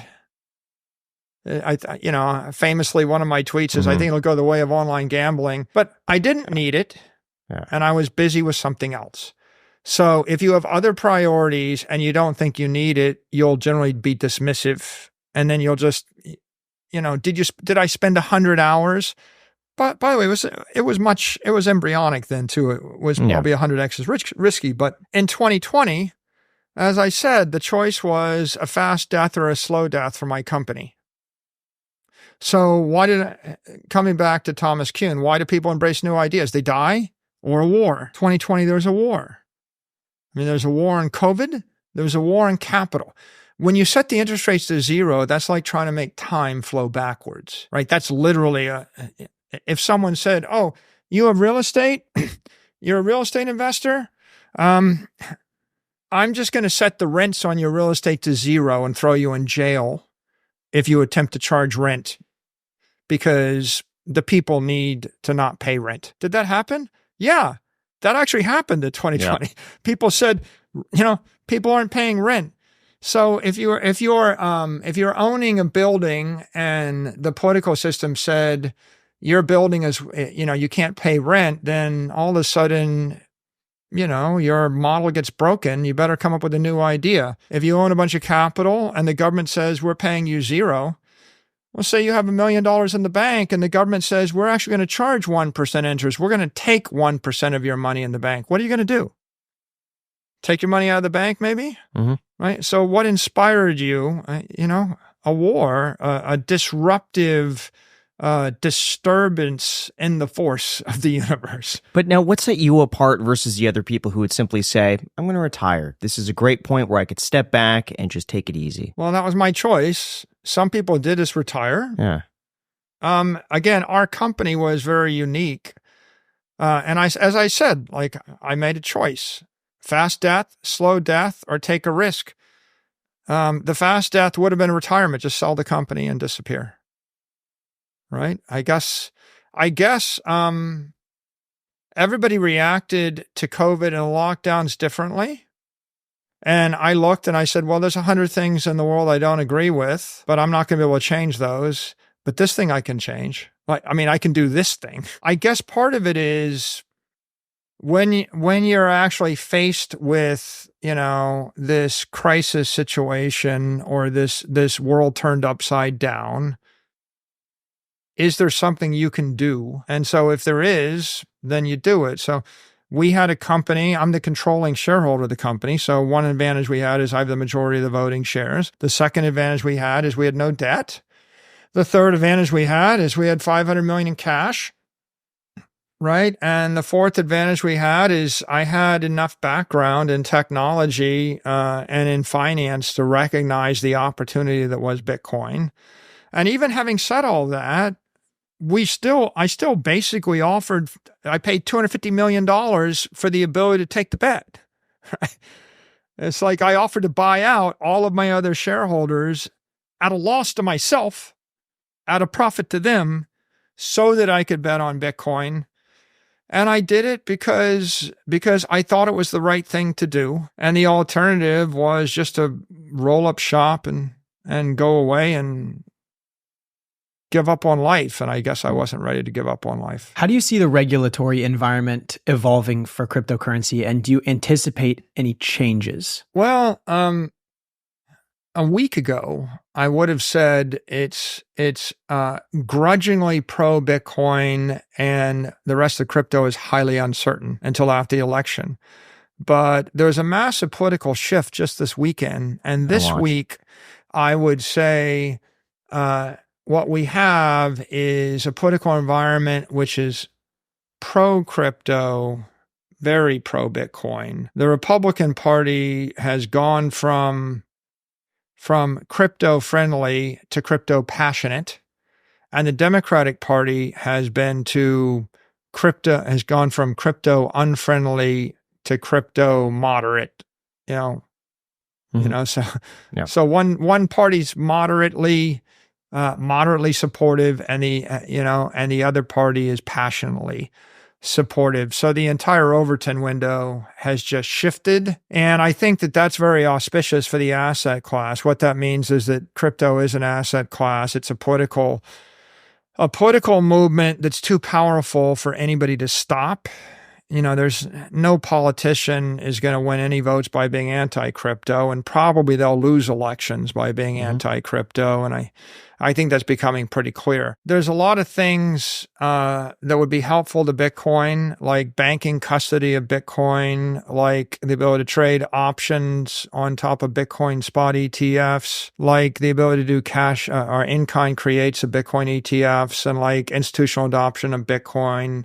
I think all of that will go forward now. And I think that there's a lot of interesting ideas in the crypto space, like stable coins, like crypto exchanges, 24/7 trading, crypto tokens, crypto securities, crypto art, and NFTs. I think that that there'll be a lot of enthusiasm to put together a regulatory framework, and there'll be a lot of back and forth. But I think at this point we will arrive at a digital assets framework that allows people to much more enthusiastically, much more aggressively build crypto-related projects. Who do you think should regulate crypto? Do you think that should be its own division? Do you think it should be the government? Or do you think that should be the SEC? It seems like they're getting somewhat involved. I think ultimately Congress will make that decision. But if you break down the asset classes in crypto, you have digital commodities, an asset without an issuer, reasonably decentralized, no entity can control it. That'll probably float to the commodities and futures exchange. Then you have digital currency, like Tether, like Circle, a stable coin. It's a crypto token that represents a dollar or a euro or a yen. It's hard to imagine that the banking regulators will give up control over that. They're not going to want a shadow bank to be able to move hundreds of billions or trillions of dollars around without some banking oversight. So I would suspect the FDIC or Treasury or some banking regulatory organization and FinCEN will be involved looking at digital currencies. There's an aspect of digital currencies that also makes them sort of security-like, because whoever sold $100 billion of digital currency invested it, and maybe they have the money and maybe they don't have the money, right? So if I sell you $1 billion of digital currency and I take your money and I steal it, okay, well, that's a problem, right? So it's so you kind of look like a bank, right? And so I expect probably banking regulators will probably get involved there. Then there's a third aspect, digital securities. It's a token that's being launched by an entrepreneur or by a company, and there's, or maybe Tom Brady coin or something. And if Tom Brady launches Tom Brady coin, obviously Tom Brady has a lot of influence over the value of Tom Brady coin. And if Tom Brady says he's going to issue 10 million and he issues 100 million, then, that's kind of a securities violation, right? So I think that probably at that point, there'll be somebody like a securities regulator. It'll either be there, or maybe it'll go to Consumer Protection Agency. Like if Tom Brady sold you a million concert, or maybe Katy Perry sold you 1 million concert tickets, but then she canceled the concert and she didn't actually give you the money back. Like, who would you complain to, right? So I feel like probably there'll be some Consumer Protection Agency that may get involved in digital tokens that are issued by companies and celebrities. And then if there's digital securities, the Securities and Exchange Commission will get involved. I mean, the big question really isn't, can I issue a token without disclosures and trade on a crypto exchange? The bigger question is, why can't you trade Apple stock on a crypto exchange? Like, here's a company, Apple, everybody trusts. You've got all the disclosures. Why can't I self-custody Apple stock on my mobile phone? Why can't I send a share of Apple stock from me to you on Saturday? Why can't I sell the Apple stock on Saturday night? Right? That's an interesting question, right? But it's totally ethical. It's totally progressive. Why wouldn't you want to be able to do that? And right now you can't. Do you think you can in the future? Because that's an interesting concept. If I want to transfer you my stock, you're right. I mean, I don't think you can. So see, the good ideas, the progressive ideas in the crypto universe and digital asset space are the idea of self-custody, ability to transfer peer-to-peer, ability to trade 24/7, 365, ability to write a program that will programmatically trade Apple stock on Saturday afternoon or Sunday night while I'm sleeping, right? These are all very progressive ideas, right? All that innovation has been shut down in the traditional finance market for 40 years. There is no API to trade stocks on the NASDAQ, like that an entrepreneur in South Africa can write against on an Android phone, right? So coming back to your question, I think ultimately the question of what's the digital assets framework is a legislative one. And that'll be worked out between the House and Senate and the administration. I think that the question of which agency should regulate it, well, it's really a question of what's the nature of the asset. Is it a Katy Perry token? Is it a security? Is it a commodity? Is it a currency? And then there'll be a question of, well, who regulates the exchanges? Will it be the Commodities Futures Exchange, or will it be the SEC, or will it be somebody else, and will the exchanges be able to trade all these different asset classes? The status quo or the conventional view of the administration last week was the only thing that a digital exchange can trade is Bitcoin, and they wanted them to stop trading everything else. Well, that's going to change, right? That's changing this week. And so when you have the digital assets framework come out, they're going to define all these things, and they're going to define the safe harbor, and then they're probably going to define who regulates what, and there's going to be a political back and forth. I think that what's good for the world and what's good for America and what's good for the industry is, a clear digital assets framework that allows people to pretty aggressively develop digital art, digital tokens, digital securities, digital commodities, digital exchanges, and then all of the mobile software, nodal software, internet networking software, and bot software that actually creates value from these things. That would be good for the world. It would expand. It would grow the industry from 2 trillion to 100 trillion pretty quickly. It would create a lot of efficiency in the civilization and empowerment. But, I was of the opinion that all the prediction markets and all the, remember trade sports, or 10 years ago, people can bet on the outcome of anything. I thought that was a really good idea, and the politicians shut it down. It was like online poker or online gambling. They did shut down a lot of online gambling, and even today they regulate it. So what's the best idea isn't necessarily what the political system will support. What you could say optimistically, though, is there seems to be a lot more consensus to do something. And I think that the likelihood as of 2-3 weeks ago was nothing was going to happen until after the next election. Now I think the likelihood is something will happen before the next election or before the next administration. And then whether we... maybe we're 2 on the dial of 1 to 10 of crypto adoption. We're a 2, grudging Bitcoin and everything else under question mark. And I think we'll get to a 4 or 5 by the next election. And then probably if you have a very progressive administration, they'll dial it up from 5 till 7 or 5 to 8. And if we have a more regressive, skeptical administration, maybe it'll get to 4 or 5, and maybe it'll creep to 6 over 4 years. So what do you say to the people who feel like they're too late, or they see the price at 70,000 and they feel like they've missed the boat? It depends on what it is. I mean, the truth is, the only thing I advocate is if you have a portion of your portfolio that if you have money you don't need for 4 years, and you want to hold it for more than 4 years, for between 4 years and the rest of your life, that's your long-term investment portfolio, then you take a portion of that and you buy Bitcoin, which is digital property.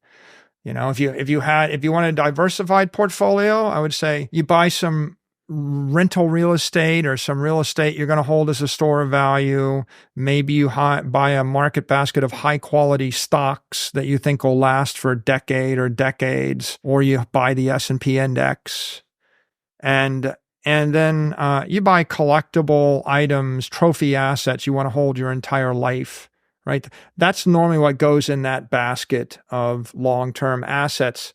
I think the apex property of the human race is Bitcoin. Bitcoin is Manhattan in cyberspace. If you think about investing in Manhattan as a good metaphor, the question is it too late to invest in Manhattan?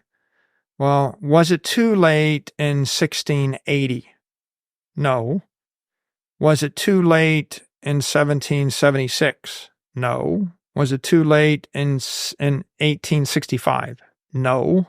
Was it too late in 1914? No. 1945? No. 1976? No. 2000? No. What is the story of, and why is that, by the way? It's because Manhattan's built on an island. There's a limited amount of land. It's the nexus, the commercial center of the North American trade network or the Western trade network. Everybody with money and power wants to go through or needs to go through Manhattan at some point in time. That's been the case for hundreds of years. Everyone that ever bought real estate in Manhattan bought it from someone that paid less for it than they're currently buying it for, right? Mm-hmm. And why does it keep going up? It keeps going up because we keep printing more currency, right? So scarce, desirable assets go up forever. And in this case, is Bitcoin safer investment than Manhattan? I think so, because Manhattan competes with Tokyo and London and Paris. And Manhattan is just a physical city. Bitcoin is the center of the digital commerce or of the digital economy. It's like the capital city. It's the nexus point of the entire digital economy.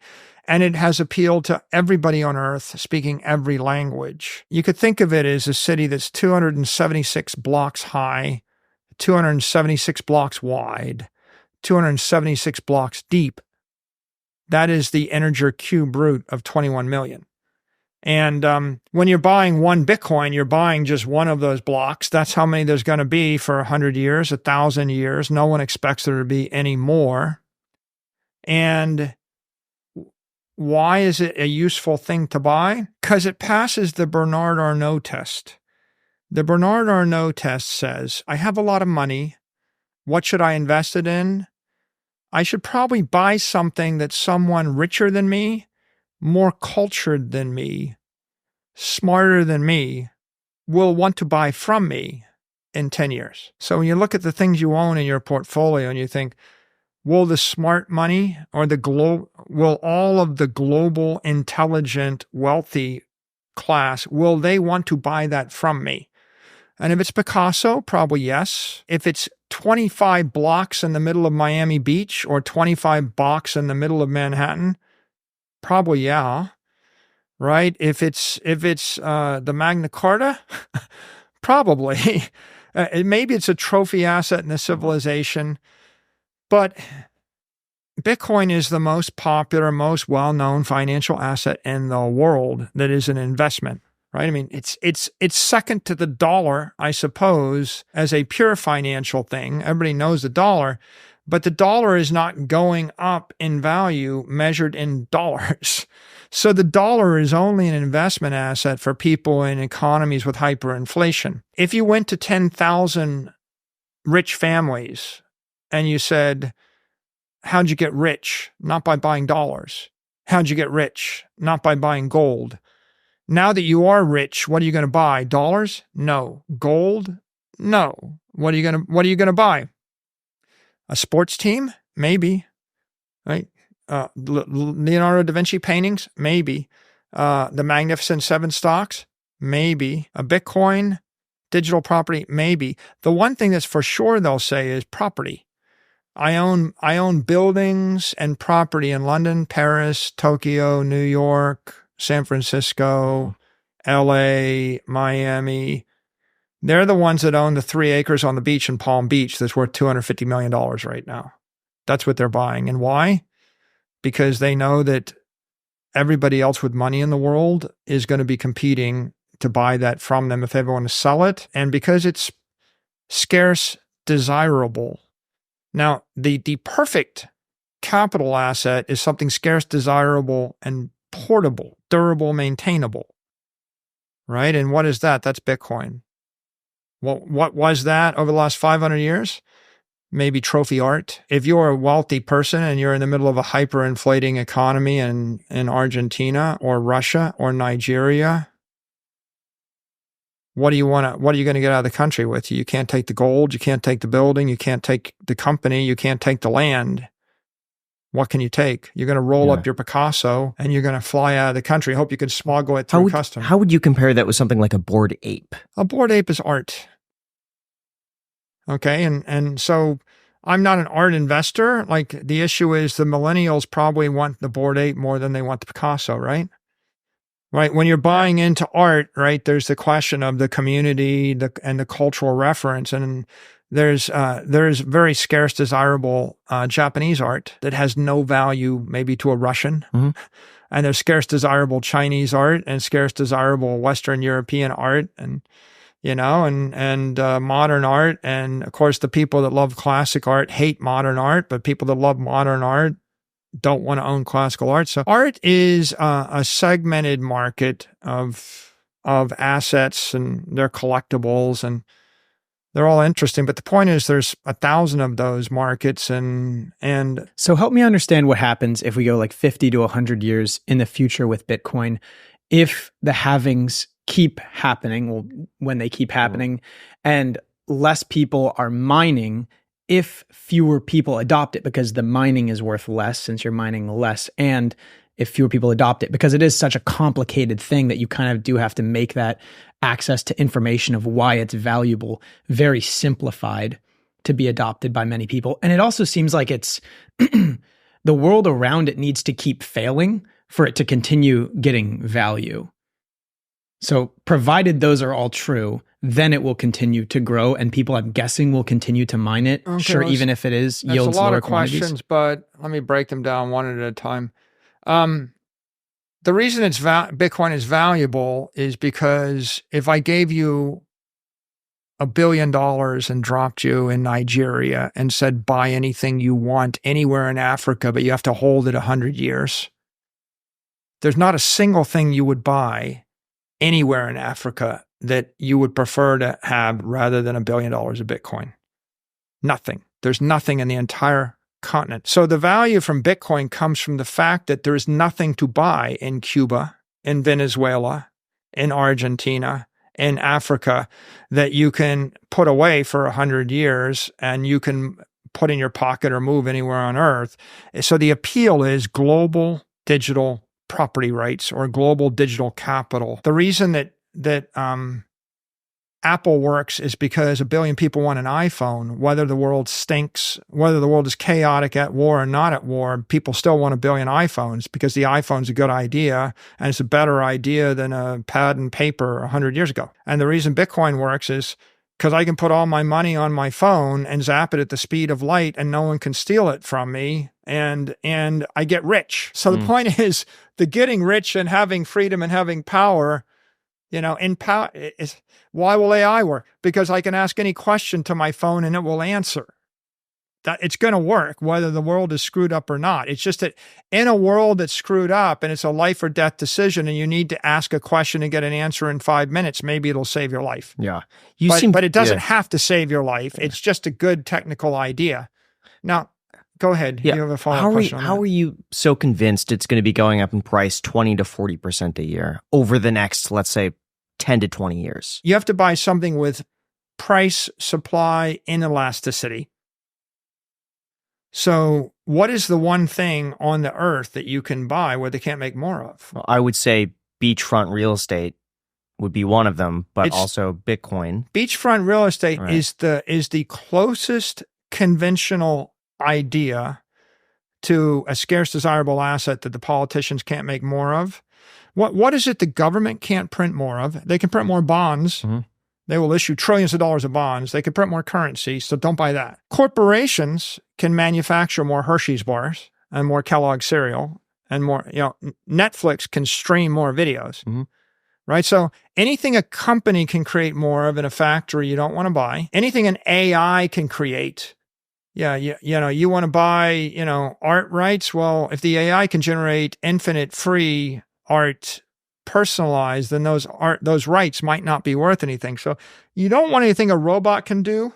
You don't want anything an AI can create. You don't want anything a manufacturer can create. You don't want anything a politician can create. You ask the question, what's the thing that's least likely to be taxed or expropriated, seized from you?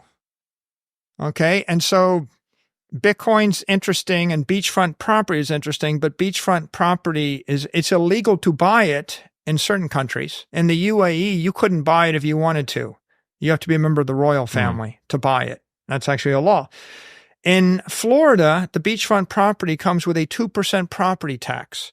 So that means that you can buy it, but you're going to have to come up with an equivalent amount of cash to pay the tax to keep it for 30 years. But another way to say it is over 30 years or 20 years, the state's just going to take it away from you. So maybe you want to buy some floating property that doesn't have a 2% tax on it. And the advantage of Bitcoin is maybe Bitcoin isn't property in Florida. But you can buy beachfront property in Wyoming. I guess you can't. No, right? So how do you move your beachfront property to Wyoming? Tricky. With Bitcoin, you can actually move your Bitcoin from Florida to Wyoming. And in the worst case, you could put it with a custodian in Singapore or Monaco or London, right? Carry it with you. So it's less likely to get a property tax. If you own the best building in a country where there's a coup d'etat, they're taking your building. Like look at what happened to everybody that owned property in Cuba. Castro took it all, right? And so you're asking the fundamental question, why do I think Bitcoin will keep going up? Because every other investment is being diluted. It's either being mismanaged.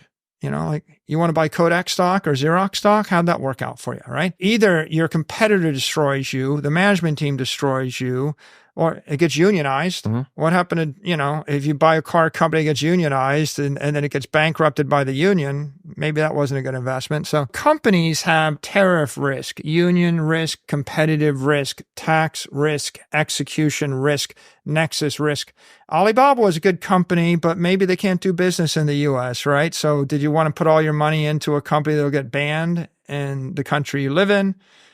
That's the challenge there. All of that stack of risks, you can easily say that it adds up to about 7% per year. If the return on the S&P index is 7%, if I could get the risk to go away, the return would be 14%. And so that's what we call equity risks. And there's a bunch of them. But if I go to property, real estate, maybe the real estate gets rent controlled. Maybe the real estate gets taxed. Maybe the tax increases. Maybe the real estate is struck by a tsunami. Maybe the real estate rusts. Maybe the real estate the neighborhood goes bad. Maybe people stop coming to the city, right? You had the best real estate in a city that died because the industry died, right? Maybe the country fails. Maybe the state fails, right? Real estate, in theory, is scarce desirable, but we can make more land. Half of Miami Beach is all just man-made. Half of Boston is man-made.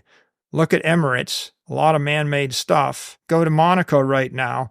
If the value of your land goes up too high, they just build out and they'll reclaim the ocean. The entire airport in Hong Kong's made on reclaimed land. Yeah. So even land itself isn't truly scarce. And of course, ultimately, there's plenty of real estate in the world. I mean, if you fly over the United States and you look down, you'll notice that 98% of the country is not occupied. Land doesn't make a good treasury asset. The ideal asset for a corporation or a wealthy person is an asset which is liquid and fungible. So I've got a certain amount of money, and on Saturday afternoon, if I need to raise cash, is there somebody somewhere in the world that will create a market for the thing that I have to sell? And there is a market for Bitcoin on Saturday afternoon worldwide. In fact, it's the greatest global market. There's not a market for your ranch in Texas on Saturday afternoon. How does it differ from the ETF? Because you're talking a lot about self-custody and having complete control over your assets. With an ETF, is that a reason against buying it, or do you worry that an ETF might be at risk of someone else's management? You should think of Bitcoin as like it's the granite underneath Manhattan, and you can build a 10-story building, a 100-story building, an apartment building, a townhouse. You can build a park. There's a lot of ways to use the granite. So you're like, well, do you want to live in your own townhouse where you can walk out on the street, or do you want to live in an apartment 35 floors up where you have to take the elevator? The ETF is the 100-story building where you got to take the elevator. You know, what's the problem? Well, you trust the building. What's the benefit? Oh, it's 10 times cheaper and easier to live there. And maybe you can't afford, to buy the townhouse. Right now, today, I think there's 28 different active ETFs. Mm-hmm. Okay, so there's ETFs in Hong Kong. The Chinese government and the Hong Kong government may not let you invest your funds in Bitcoin. In fact, they'll make crypto trading illegal, but they'll let you buy the ETF. How about the ETF that'll come to China? You'll be able to buy that and get Bitcoin and get the benefits economically of Bitcoin, but you won't be able to buy the underlying Bitcoin. And so what do ETFs do? Well, they meet the need for people that have stranded capital that's locked up in a 401k. You might have money in a 401k and you can either buy the S&P index or you can buy Bitcoin, but Bitcoin will double the S&P index, but you can't get your money out of the 401k. Maybe it's impossible to get out. Maybe you get taxed on it. The ETFs are securitized versions of Bitcoin. They're applications of Bitcoin that meet a certain need. Now, why do the Chinese, maybe they might want you to buy the ETF and not buy the underlying Bitcoin? Because the Chinese don't want capital to flow out of their country. They have capital controls. It's illegal for a Chinese citizen to move more than $50,000 a year out of China. So you have $100 million in China. Your choice is lose it all, inflate it away on stupid, bad investments, or buy a Bitcoin ETF in China and then double it every 3 years. Is that good for you? Yeah. Is it good for the Chinese nation? Yeah. It's actually good for the nation and good for the investor. Okay. Well, what'd you do? You trusted the custodian of the ETF. That's the negative. Is it as good as owning the Bitcoin outright? Theoretically, no, because you've lost the ability to switch custodians and you have to trust a single counterparty. But this falls in the category of you don't have a choice. Your choice is lose all your money or have a wrapped version of Bitcoin. The wrong way to think of it is, hey, I self-custody Bitcoin. Is this better? The right way to think of it is 99.9% of the money in the world is not invested in Bitcoin. Bitcoin's $1 trillion out of 1,000 trillion, right? So 99.9% of the money is invested in something else. How is that money going to flow into the ecosystem? And ETFs will be one of the solutions to actually pull that money into the ecosystems. And it's not about diminishing the value of your Bitcoin. It's about improving the value of your ETF, right? It's fixing the ETF, right? If there's hundreds of billions of dollars invested in defective ETFs, the ones on Bitcoin are not defective anymore. So in fact, you're fixing that part of the economy and the money is flowing this way. In order for Bitcoin to continue increasing in value, what things need to happen? If I were to rephrase my question from earlier, which I'm assuming would be more people need to know about it. The information surrounding Bitcoin, all that context needs to be simplified, and surrounding economies need to continue failing. I would say it like this. Bitcoin is succeeding. It's succeeding faster than any monetary economic idea in the history of the world. It's gone from 0 to $1.4 trillion in 15 years without any support from a company, without marketing, without anything. So it's growing. It's going to continue to grow because of the following drivers. One driver is just education. information spreads. Like you said, 10 million people can watch a YouTube video. 20, 30 years ago, if I retired and I taught college and I taught 1,000 students a semester and I did it for 20 years, I might get to 40,000 people. Now you get that many a week, while you're sleeping. So information is going to spread. And as people realize this is a safer, better way to protect their wealth, to store their life savings, and to create wealth, and as companies realize it, you're going to see adoption by individuals, by families, by corporations, by nation states, by governments, by institutional investors. That just happened. That is happening right in front of our face. We're watching it every day. There's $100 million or more flowing into the ecosystem. So the second thing that's going to drive adoption is regulation and regulatory clarity. As regulators, like when the House of Representatives and the Senate vote pro-crypto, pro-Bitcoin, and if the White House says we are in favor, that's sending a signal to the establishment that traditionally is very conservative. And people thought, well, it's tulip bulbs. The deniers, they go away. The skeptics go, the government's going to ban it. Well, they go away because if the government's embracing it, then the deniers are out of consensus. The skeptics are dismissed. And now you're into the traders. Well, should I buy it? Should I sell it? Well, that's a big deal to move from skeptic to trader. And then you get to investors. And eventually, of course, you get to the maximalists that think it's an instrument of economic empowerment. Regulatory signals matter. And we've got 28 spot Bitcoin ETFs active today. They're active in Australia, in Hong Kong. They're active in Europe. They're active in South America. They're active in America. Those things are marketing, legitimizing, and spreading, and they're creating a channel. An ETF is like a website. Like if you have a restaurant or a museum and you didn't have a website, people have to call you on the phone to get information. It's very inefficient. And then when the web came along, you create your website, museum.com, food.com. I hit the website, I see the menu, I see the location, I get directions, I see the photos. Maybe I order.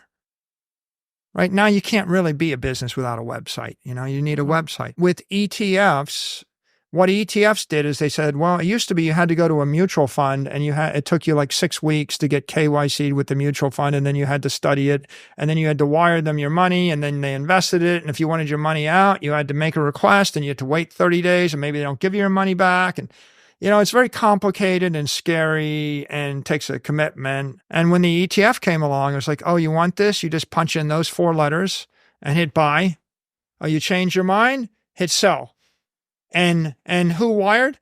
Every brokerage in the world, every monitor in the world. It's like you type IBIT, you type FBTC, there it is. So having that ticker is like having the URL, hope.com. And it's like all you got to do is say it and everybody immediately is empowered.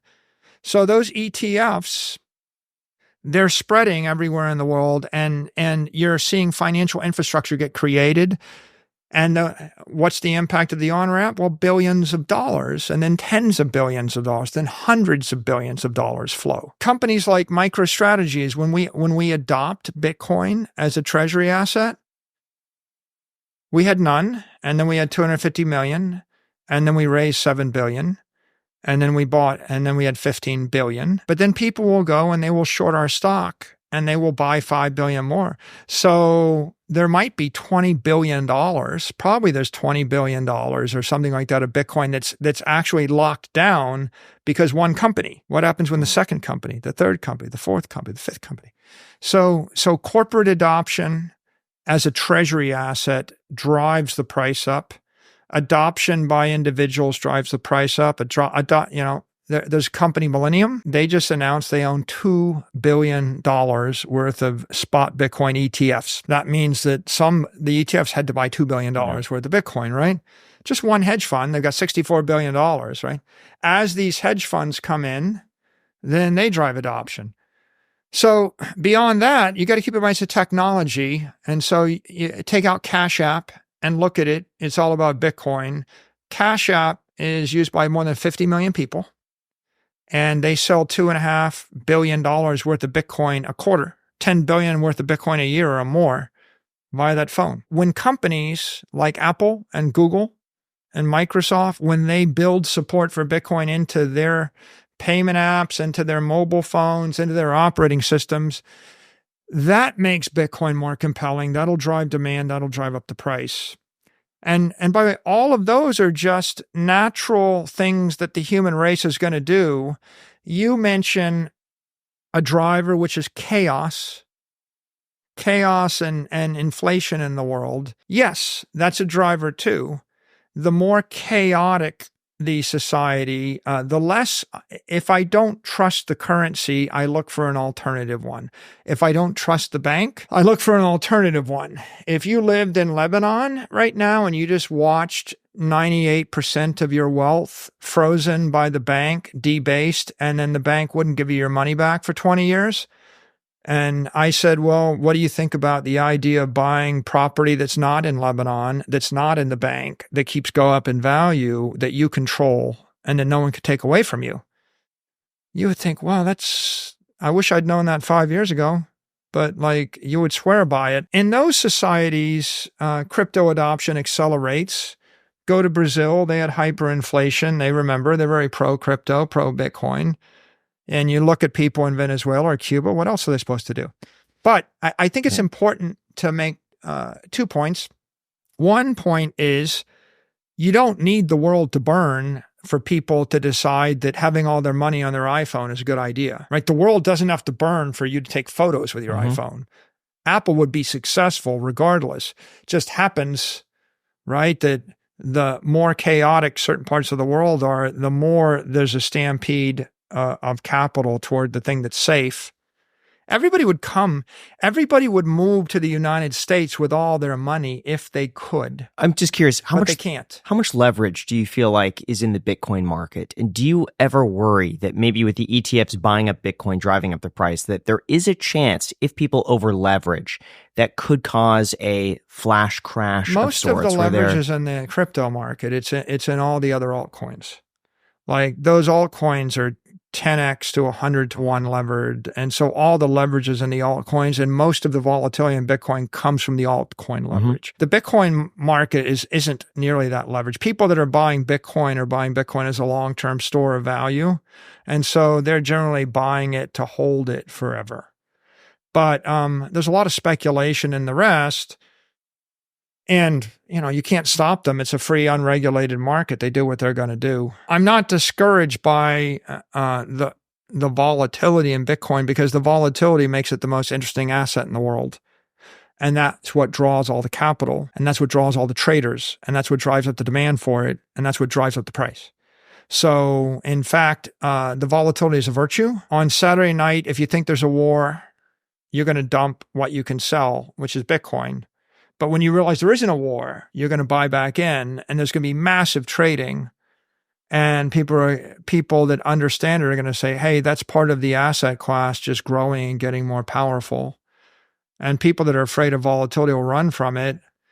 But, Bitcoin's got a higher Sharpe ratio. It's got and it's got a higher return. It's like, do you want to 5x your money and be on a volatile way, or do you want to lose all your money in a non-volatile fashion? Or do you want to just 1x your money in a normal volatile fashion? And that's an issue of adoption or education. But coming back to long term, what happens is this is an idea whose time has come. It's good technology, so every technology investor and every technology executive is going to recognize that. It makes their company better. It makes their offering, their device or their service more compelling. It's good economics, which means that you inject it into your mutual fund or into your fixed income fund, or you inject it into your ETF, right? Larry Fink runs $10 trillion of assets. On television the other day, he said, our Bitcoin ETF is the most successful ETF in the history of the marketplace. Okay, so, people that might not have a different opinion say, this is good business. Why wouldn't it be good business? Because it's the highest quality asset, right? And it's good ethics. You're giving property rights and freedom to 8 billion people. What else does it? So It's got a strong ideological drive. And back to this, the point that I was making is if you live in Cuba or Africa in a coup, or you live in a hyperinflating economy in Russia or in South America, if you could, you would take all your property, all your money, all your family, you'd move to America. But you can't. You can't move your property from hyper inflation collapse to America, and you can't move your family. There are limits to immigration, and there are practical limits. The next best thing is you teleport your money into cyberspace, which is almost better than moving it to America. I'm moving it into cyberspace outside of the reach and outside of the risk zone of the physical world and the political world and the economic world. That's the appeal of Bitcoin right now. Now, you asked one more question about miners, and I didn't address it, but I probably should. Bitcoin's secure because it has this massive, diversified, decentralized network of Bitcoin security data centers, which we call miners, but they're really driving up massive hash rate to secure the network. They are subsidized by a Bitcoin block reward, and they're also subsidized by transaction fees. The block rewards, for the most part, run out after the first 30 years of the network. Between 2009 and 2035. We will have mined 99% of the Bitcoin by 2035. So that's running down, but the transaction fees will grow and are growing over that period because there's a scarce amount of block space. You can maybe process 30,000 transactions an hour. And if you want to move your money or you want to do that transaction, that's a limit. You have to put a bid to get your transaction in the next block. People are going to bid high. If I want to move $1 billion, I'll bid a lot of money. If I need the transaction to take place, I'll bid it up. The more people in the network, the more demand for that transaction bandwidth. What would you pay to sell $10 million worth of real estate in New York City today? What? You might pay $1 million. You might pay $1 million in transaction fees.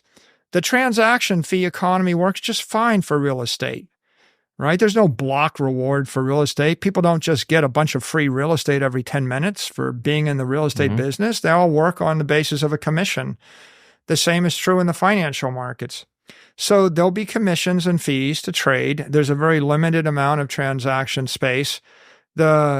The fee will go from a few dollars a transaction to $30 a transaction to $300 a transaction to $3,000 to $30,000 to $300,000. And that being the case, there's no reason to think the mining ever stops. It will be more efficient.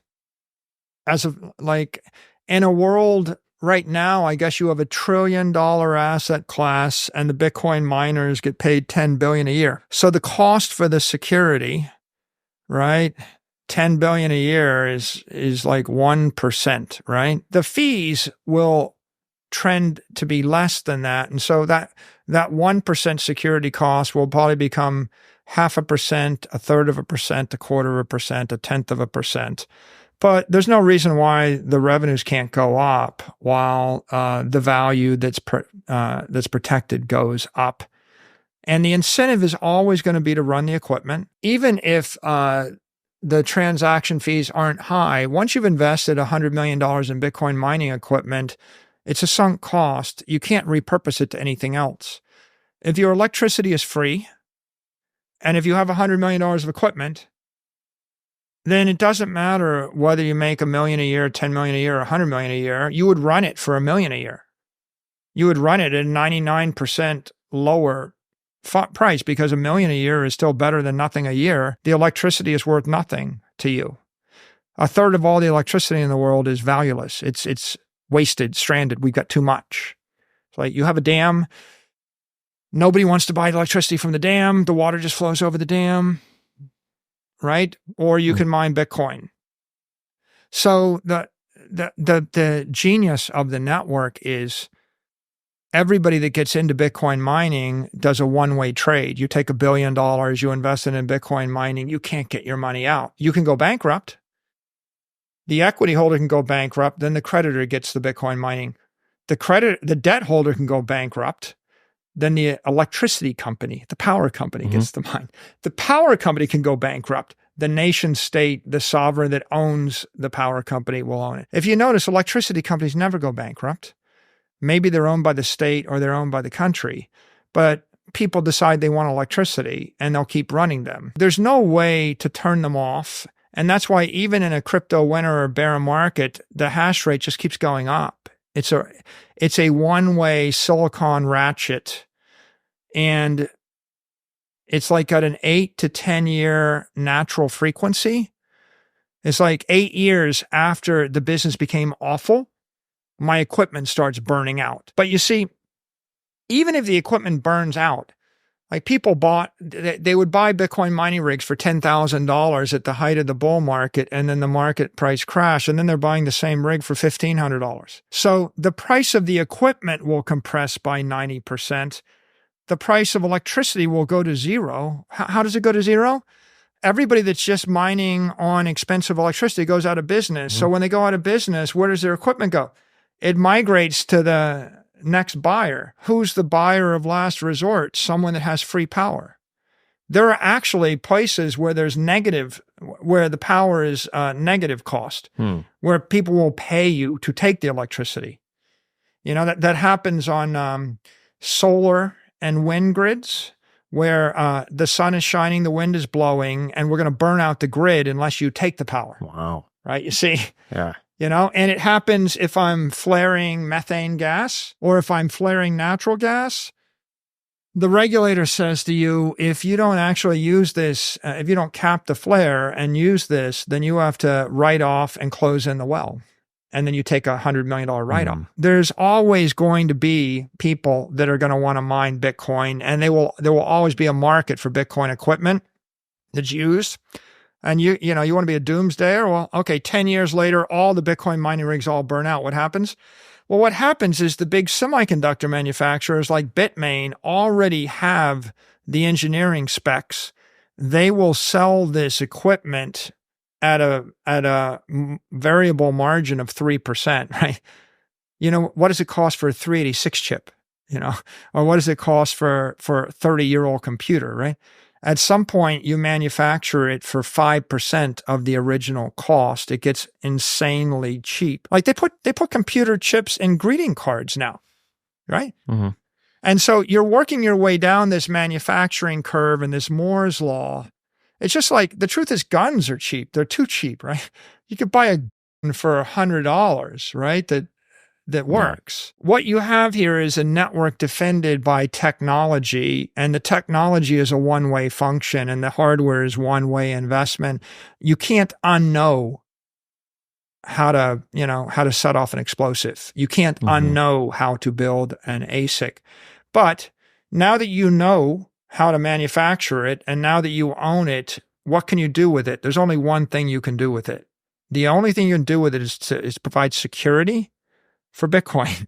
So it's a quite elegant engineering design that I entice so many engineers to invest so much money to simply defend my economic rights against those who would steal from me. Do you think that the government would just forego control of the economy? I feel like I wouldn't think that the United States would do that if Bitcoin got to the point of being used as a currency and being traded and kind of, it's not traceable, it can't be controlled.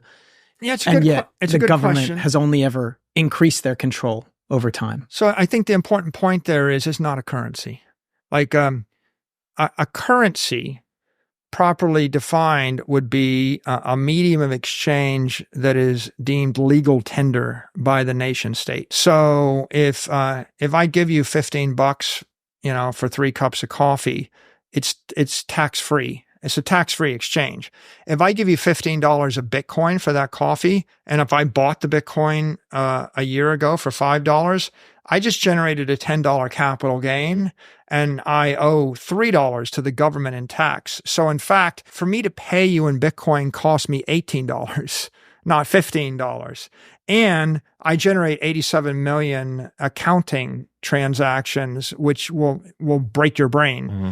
So, as a practical matter, currencies are established by nation states. And when a nation state deems the asset to be legal tender, they give a corporation or an individual the right to trade it tax-free.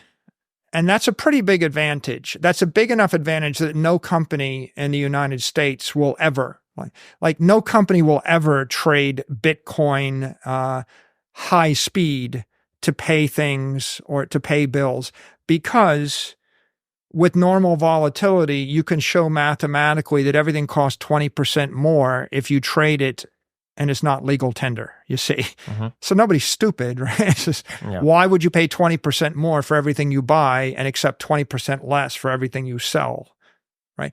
So it's not a currency. And if you think of it as a currency, you invite all sorts of concerns and risks, like it doesn't fit with the accounting systems. You know, the only way to trade it as a currency is not pay your taxes and not admit it, but then now you're a tax evader, right? So that takes you to a difficult place. If you just say it's capital, right? Money, medium exchange, store of value. Well, the store of value element of money is capital preservation. I'm keeping it's my savings account I'm going to hold for 30 years. Currency, checking account I'm going to spend in this month, right? So if you think about it as capital, then, or as property, I bought a building. Did you intend to use it to buy coffee tomorrow with? No. You bought a building. Why'd you buy it? Because you wanted to store your capital. You thought it would double in value in 10 years. That's why you bought the building. It's an investment. So when you think of it as property or think of it as capital, then all of those concerns disappear. Now, if you look out at the future, companies, as long as they exist, will issue equity. If Apple and Facebook and Google exist, they're going to issue equity. Equity will not go away. Is it an investment? At a certain price, you know, if you can buy the stock and it has a 22% dividend yield, it's a good investment. If it's too high, it's a bad investment. So there's a natural market clearing price where equity is an investment asset. How about property? People buy real estate, Airbnbs, buildings as an investment. Is it a good investment? If it has a 15% or 10% rent yield and it's going up 10% a year in value and it's a good desirable place, then it's a good investment. If the rent pays 2%, you know, after tax and it's in a crappy place and it's not going to value, it's a bad investment. So real estate is a good or bad investment. So property will stay here. The city of New York, city of London or whatever, they will issue bonds. As long as you're municipalities and states and they can issue bonds and they can borrow money, or countries, they will issue bonds. Will you see sovereign debt, municipal debt, state debt? Sure you will. Is it a good investment? Not normally, but credit's not normally a good investment. If it paid 10, 15% interest and if the currency wasn't collapsing, then it might be. But if it pays 10% interest and the currency is collapsing at 20% a year, it's not a good investment. But will they do it? Yeah. And who will buy it? You know, the governments will buy it from themselves. You know, central banks will buy their own bonds. Institutional investors, regulated banks, regulated corporations, the state power company, they will buy municipal bonds because they're required to by their charter. And so that will circulate. Countries, the United States will issue the dollar. China will issue the CNY. The euro will issue the euro. How long will that go on? Until the nation states collapse. Where does it collapse? Well, you know, half the countries in Africa don't have a currency. They use the CFA, the colonial franc, right? They literally don't have a functioning currency of their own, you know, and El Salvador doesn't have a currency. So those countries will either dollarize or they will use the CNY or they'll use the EU, the euro, or they'll use the CFA. And so where does Bitcoin sit in all of this? It's an asset in a portfolio. It's it's global property. Everybody else doesn't have to fail for Bitcoin to succeed. Right? When we're preaching Bitcoin going to 100 trillion or 200 trillion, that doesn't mean you might not own a building. Is my beachfront property in Palm Beach a bad investment? Well, not necessarily. But there are certain assets that are quote unquote monetized. That is, people buy the asset just as a store of value over and above the utility value. Gold is an example.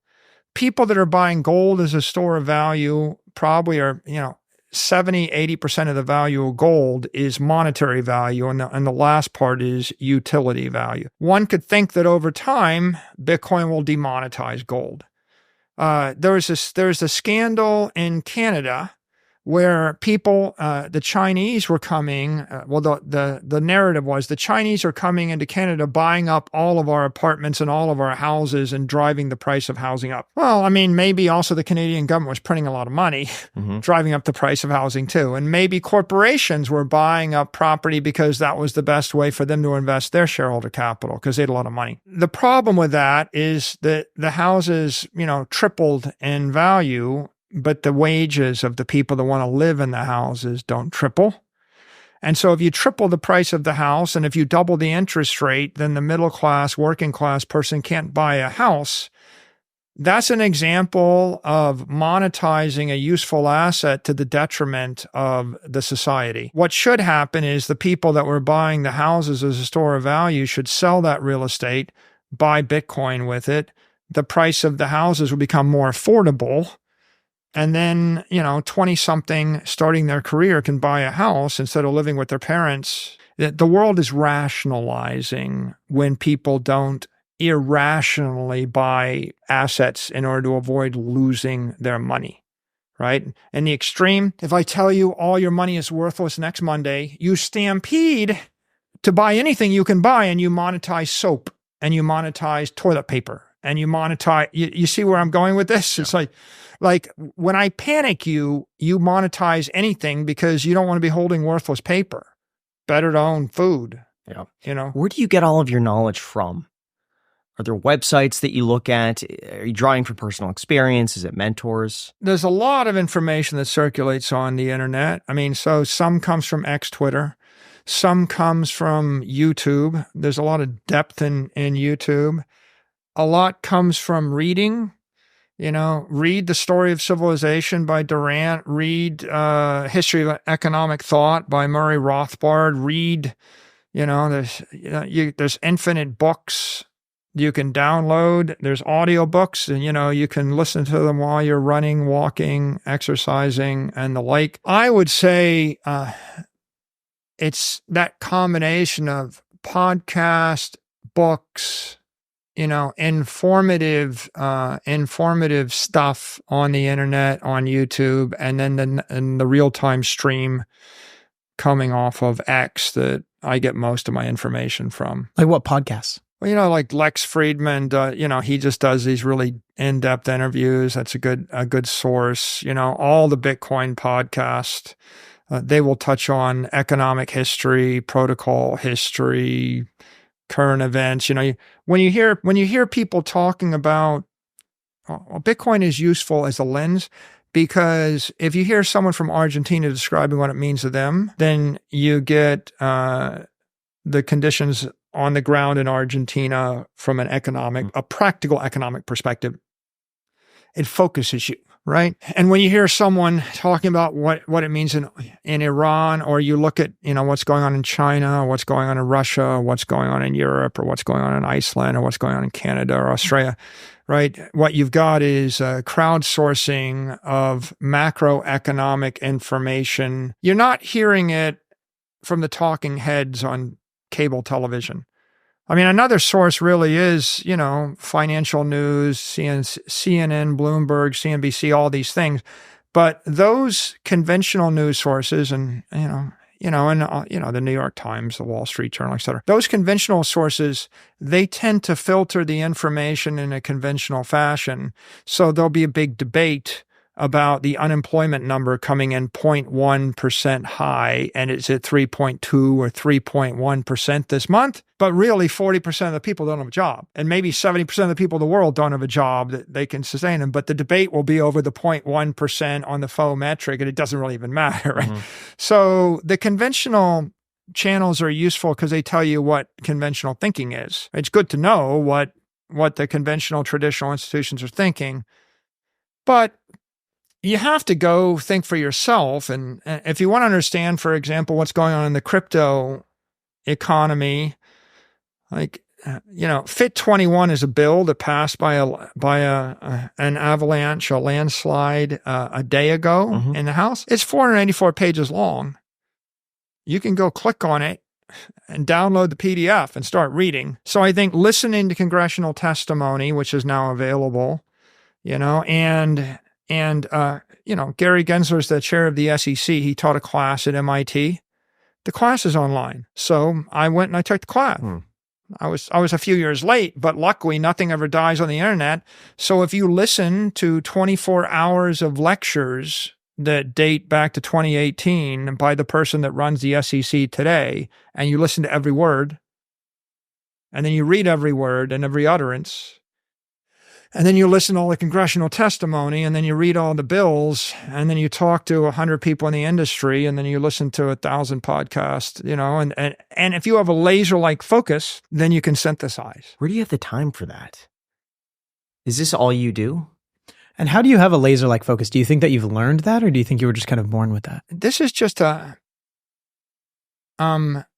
an exercise in humility. There's 100 things in the world that we could talk about that I might have an opinion on. And there's someone in the world that's passionate about that thing. All 100 things. There's someone that's very passionate about diet or medicine or dentistry or politics in the UK or soccer or the future of women's basketball or, fill in the blank. I mean, there's people that are passionate, but what I've come to conclude is in life, you're lucky if you can gather enough information to form a meaningful opinion on one thing and to be useful in one area, right? If you want to be the domain expert, right? So I feel like laser-like focus, laser is the right metaphor. I have a flashlight, it'll go so far. A laser might go 10 miles. Well, how?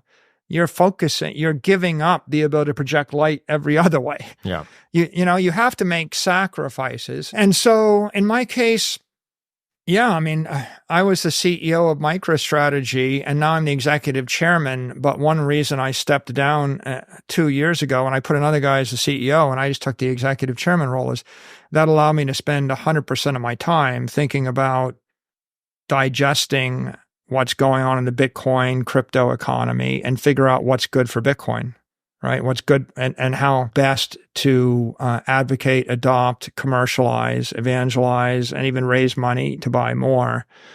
And I thought that was a pretty good use of my time. The CEO of a 2,000 person software company has to be concerned with the careers of 2,000 people and 10,000 customers. And there's a lot of other stuff to do. And that's a full-time job. There's a value to focus. You got to focus your energy. You got to focus your effort, partly because you start to make breakthroughs if you can if you can pull all of the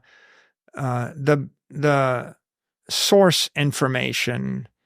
If you are pulling the raw information and not getting it synthesized and regurgitated by someone that knows less than you. Sometimes news is like the sound and the fury, signifying nothing, tale told by an idiot, right? It's like people will write a story, but they'll write the exact opposite conclusion of what's really going on because they don't understand the subtleties.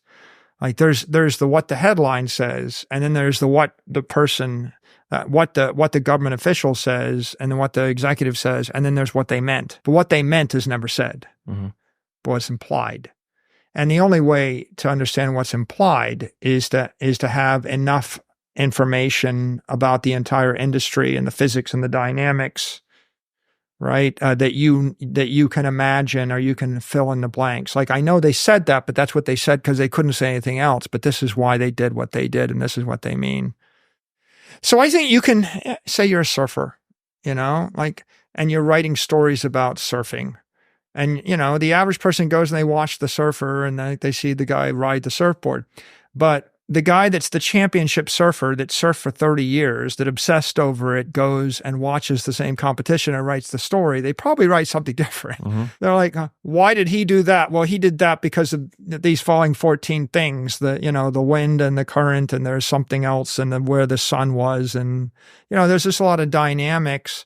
And if you're not a domain expert, then you can't parse the news feed intelligently. Being a generalist, you sacrifice that.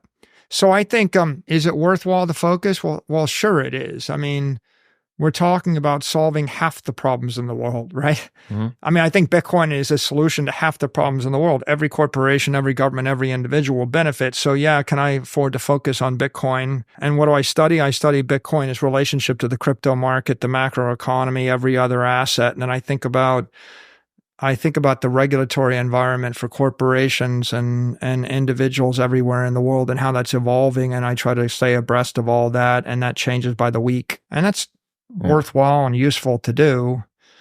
And I would say that somebody else wants to be an expert on something, they should just focus on that. But in obtaining a laser-like focus, do you think that's something that you're born with, or do you think that that's something that you can learn to have? I think you can learn it. I think some people are better than others, but I actually think I came to it more through experience and failure.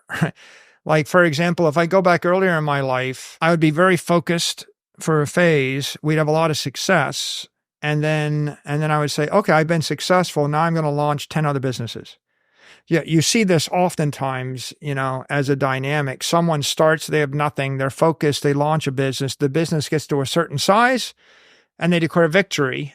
And then they're like, okay, now I'm going to do this and this and this and this because I'm too good and I'm too smart to be tied down to this one business. And so they stop focusing upon the one thing, they underinvest in it, and the thing that they launch begins to decay. And then they launch 10 new things, and like most of them fail or they whiff. And then they realize that it's juggling too many balls, right? And then they realize, oh, well, I probably should have go back and focus upon the basic thing. And I lived through that at MicroStrategy. I mean, I eventually realized, that I launched probably a dozen businesses after our initial business intelligence business. And there were some singles and some doubles, and I made some money here and there, but none of them were as successful as the original business. And I realized that I had shifted my focus off of the core business. I came back and I had to focus on that with a vengeance. And it gave me an appreciation that people overestimate what they can accomplish. I guess I would say, it's there's this conundrum, which is you have this with a boat, right? You see a boat, you like the boat, you're at a boat show, you're like, can I buy the boat? Yeah, okay. I'm going to stretch, I'm going to buy the boat. And then they underestimate how much it costs to maintain the boat. Oh my, I have to spend 10% of the purchase price of the boat every year to keep the boat from sinking. That's so expensive. So they underestimate the maintenance on the boat, and they just think, can I afford the boat? Well, can you afford the boat and pay 10% of the boat's value a year forever? And so that's the second hurdle. And then the third hurdle is, can I enjoy it? Oops, I bought the boat, I'm maintaining the boat, but I'm too busy with everything else to ever use the boat, right? So the hurdle of, can I acquire it? Can I maintain it? Will I enjoy it? Right? That's a high hurdle. In business, it's, can I create the product? That's not so hard. Can I actually make money selling the product? That's 10x, 100x harder. And then the last hurdle is, can I actually compete successfully against everybody who's going to sell a similar product to me so that I grow faster than they do forever? Can you get into a business, make money, and then can you grow and dominate the market, right? That's 1,000 times harder than can you, here with podcasts, everybody's like, I'm going to launch podcasts. It's not very hard to launch podcasts. The issue is, okay, now can I make money in the podcast and make it a good podcast? Right? That's a lot harder.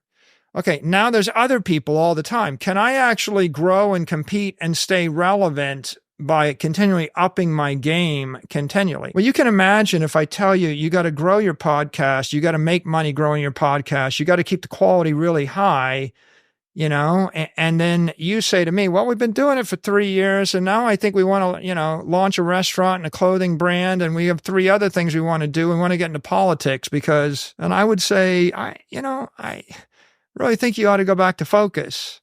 Why do we respect Jimmy Fallon? Why do you respect The Tonight Show or Dave Letterman? They showed up every single night, year after year, day after day, and they didn't run off to launch their own whiskey brand. But how do you know when to pivot? Because it seems like you ended up pivoting somewhat of your business model to a certain degree at the right time. I mean, you could obviously say you should have done it sooner, but how do you know when the right time is to take on more or to make a big change rather than focus? In this particular case, we have a P&L, the thing we do that we work at is a software business. It's a steady company making money, but it's not going to grow 20, 30, 40% a year. And then we have a treasury, and the treasury was a liability. And so at some point, the world changed. I saw the world in a new fashion, and I realized that I should just turn my treasury into an asset. And so we launched that new business. Yeah. What about for the average entrepreneur? And by everybody can do what I just described. It's the equivalent of you guys, you run the podcast, but now you adopt the Bitcoin standard. And whenever you make money, you invest it in Bitcoin. And then when you go to an investor and they want to invest in the podcast and they want to give you $1 million or $10 million, you say, why don't you give me $50 million? I'm going to invest it in Bitcoin and the podcast.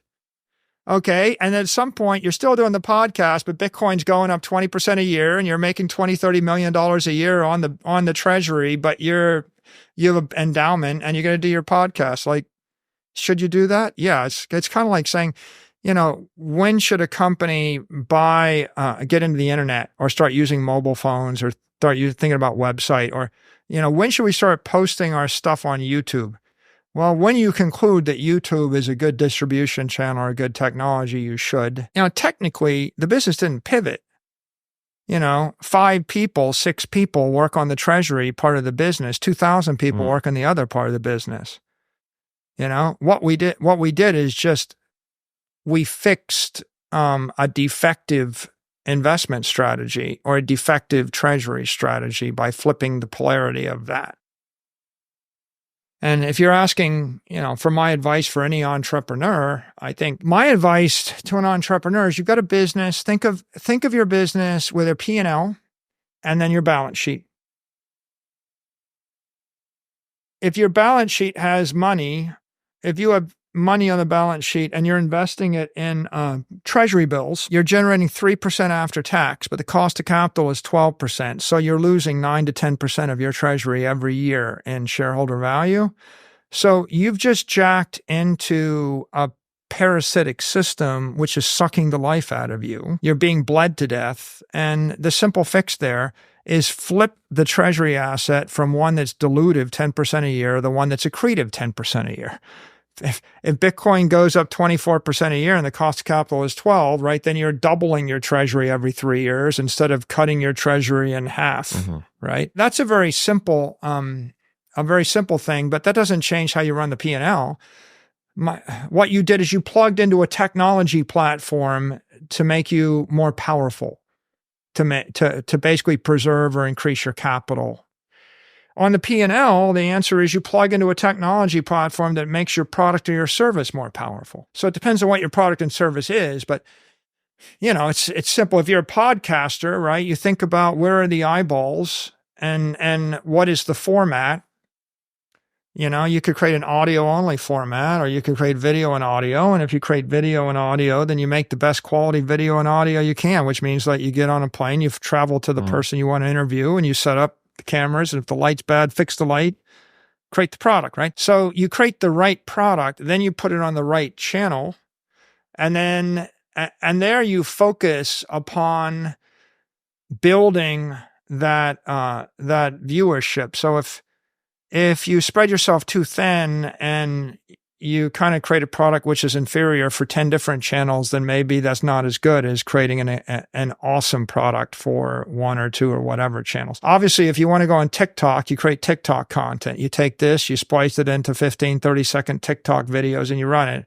If you want to run an Instagram, you create real content. On YouTube, it's smart to make sure make it YouTube friendly. Put in the timestamps, put in the description.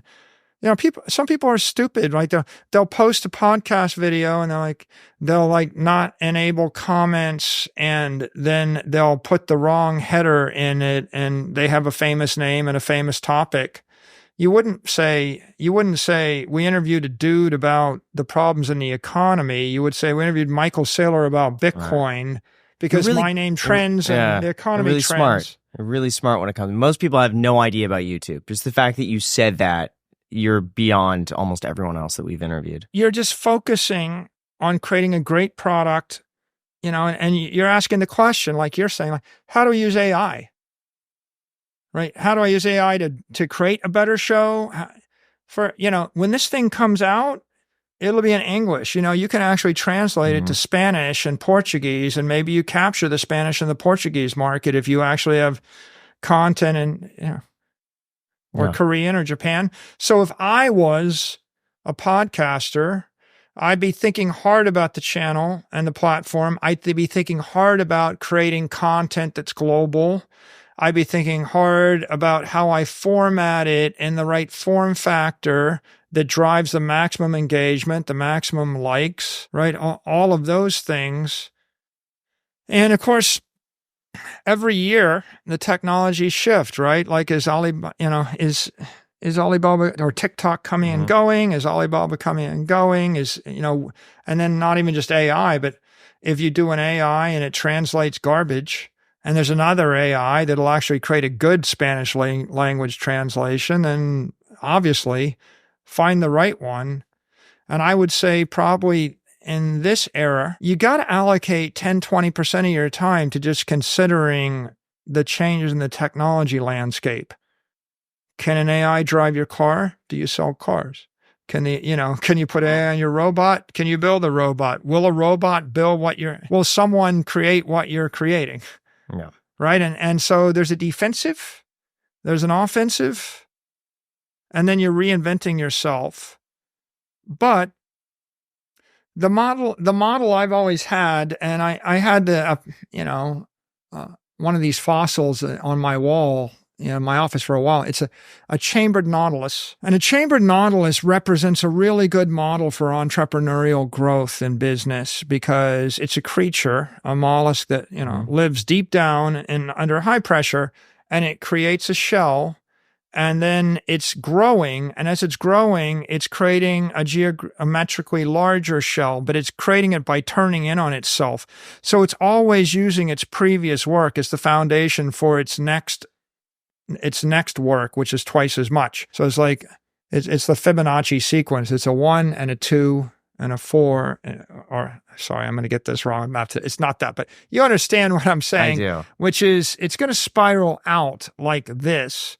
And when you look at the creature, what you say is that is nature's solution to growth under pressure, or disciplined growth, because it's always building on its past asset, its past foundation. It's not just, I've got this and I reach over here. This gets snapped off under pressure, right? Whereas this spiral or chambered nautilus, that actually has integrity under pressure. That doesn't get crushed by the weight. And in your business, if you're taking an asset, like for example, maybe you've got a body of content, good podcast, but you've never been in the Brazilian market, and you figure out how to translate everything to Portuguese. But, you try that in the Brazilian market, do you want to go learn Portuguese and then just restart, or work twice as hard interviewing Portuguese people for the Portuguese market in Portuguese and interviewing English speakers for the English market? And you're like, well, you can see how that becomes too many balls, and you drop the balls, and pretty soon you're not using technology to do something 1,000 times cheaper or 1,000 times better. you're just trying to do twice as much. And growth that relies upon you working twice as hard isn't sustainable. You need to find a way to use your assets, but be the first person to a new platform with these assets. If you hypothetically, for example, if you could create an AI that would look at your podcast and automatically generate 27 short reels that run on TikTok and Instagram that then that pulled the most exciting things said and then dragged people in 37 languages to 37 full podcasts, and that was all done in the 30 minutes after you finished each podcast by the AI, that's pretty good. Sometimes I think I'll get on Twitter and I'll say something, I'll do stuff, and it'll run 500,000 video views, and I can accomplish more in 5 minutes than if I had a marketing team of 40 people and a $20 million a year budget. Yeah. And in fact, I would say sometimes if I gave you a $40 million a year budget and 40 or 50 people and 10 lawyers, they would all come together to tell you can't do anything. Yeah. You get less done by trying to do things the conventional way than the new way. So I think with entrepreneurs on the P&L, you're just always looking for how you harness platforms. And the two most powerful ideas right now this year, digital money, digital intelligence, right? Those are breaking, right? Digital intelligence is AI. It really wasn't commercial 2 years ago. We're like in year 1, year 2 of a 10-year run. And magical things will happen that were written about in science fiction books 50 years ago. But, the way science works and S-curves work is people will talk about doing things for 100 years and they'll never do it. And then the year before it becomes feasible, people will think it isn't, but then it will be. And all of a sudden you're on an S-curve and the entire world changes over the next 10, 20 years. The automobile, the airplane, et cetera. And so right now we're at the beginning of a massive S-curve in digital intelligence. And the same is true with money. So if you were trying to do things a conventional way on your balance sheet or a conventional way with your P&L, this is a good time for you to rethink that, because either it will make you 10 times or 100 times more successful, or it'll keep you from being torn apart by the challenger that uses that technology while you're still trying to create studio movies the old-fashioned way with 1,000 unionized workers, and there's a dude with one other person in a computer that spits out the entire series. And like Godzilla is a good example of that. Scary, right? Yeah. It's famous that you've lost $6 billion in one day, which I can't even fathom. What were your thoughts like during this day? It's really stressful and unpleasant because you think about all the other people that you let down, right? I mean, it's the shareholder. If you have that change, that's in a public company, right? The public stock crashes, and you think about the shareholders and the employees that are affected by it and their families, right? And so, I mean, the truth of the matter is, if you have $1 billion and you lose $6 billion, or if you have $100 million and you lose $6 billion, if you have $10 million, you lose, your lifestyle isn't changing one way or the other. At some point, these are just numbers that move back and forth. But the people, the people that are the small investors or your employees, their life is changing. So the hardest thing about it is knowing that they're not going to have money they thought they had, or if you have to lay off people, or someone that it's particularly brutal if someone invests in you and they trusted you and you feel like you let them down, or you did let them down, right? So I think that's the emotional toll on that. And I mean, to this day, like, people ask me, what about, should I buy MicroStrategy stock? And I don't want them to. Like I would never recommend anybody to buy it, because you might buy it and it might trade down 10%. You might feel like I let you down, or I don't want you to rely upon me. I'm like, do your own research, make your own decision. It's very risky, right? It's volatile. And that's why I think even with Bitcoin, I would say if you're not ready to hold it for 10 years, don't hold it for 10 minutes. Like, I would prefer, if you look at me and said, I really need the money in the next 4 years, I would say, definitely don't buy it. I mean, it's reasonable. No one's ever lost money holding it more than 4 years, but really your attitude ought to be, it's a 10-year investment. I'm going to buy it and hold it. And if you don't have that attitude, what you ought to do is not buy it. What you ought to do is spend more time until you get the conviction that you're ready to hold it for 10 years. Just invest money reading and thinking, and otherwise don't, because I don't want to be the guy that said Bitcoin's good and it trades down 17% and you tell me that, your family's bankrupt because of it. Having so much money invested in pretty variable assets like Bitcoin and your company, what is it to have swings, like $100 million swing, $200 million swing in your net worth, with that happening nearly daily for you? Yeah.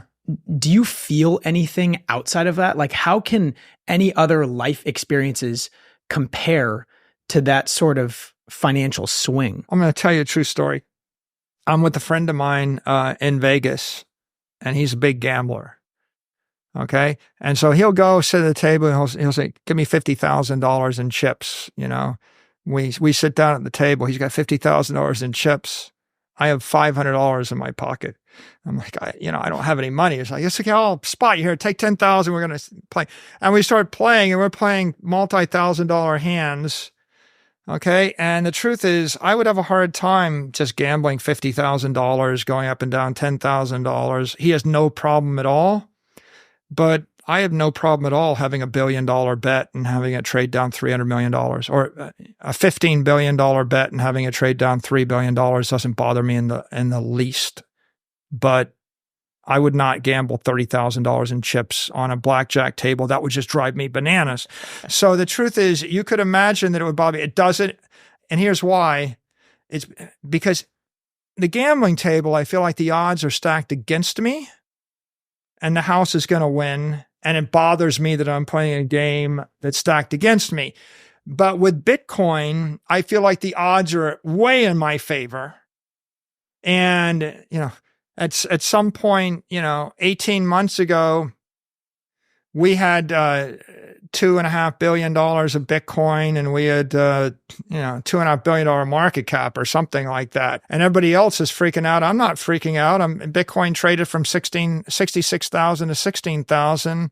People said, "What are you going to do?" I'm like, "Well, I'm going to wait for it to go back up again." Right? It's been oversold. It's going up. My view is it's going up forever. If you owned Central Park in Manhattan, for hundreds of years, and someone said, "Well, there's a war. I hear that the price of real estate in Manhattan just dropped 30 or 40%. What are you going to do?" I'm here forever, right? I'm not selling. I don't need to sell. I'm just waiting for the world to rationalize. So it's not really stressful. In fact, there's a very a subtle point to be made here.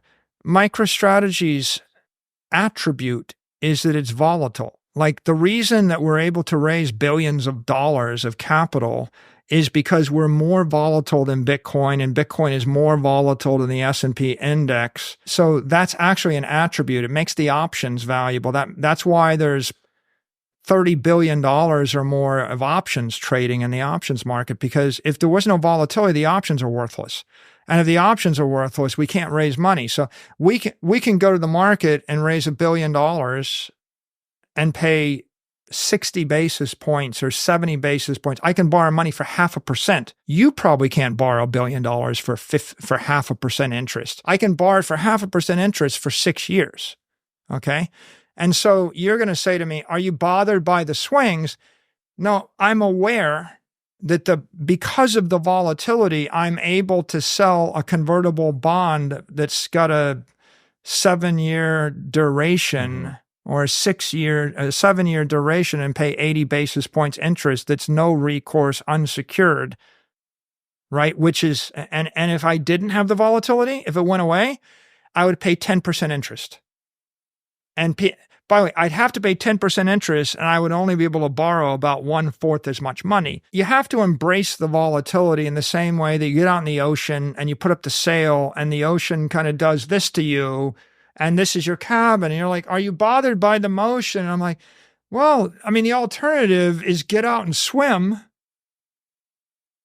Yeah. But it's still not good. The truth is, I'm not going anywhere if I don't accept the volatility.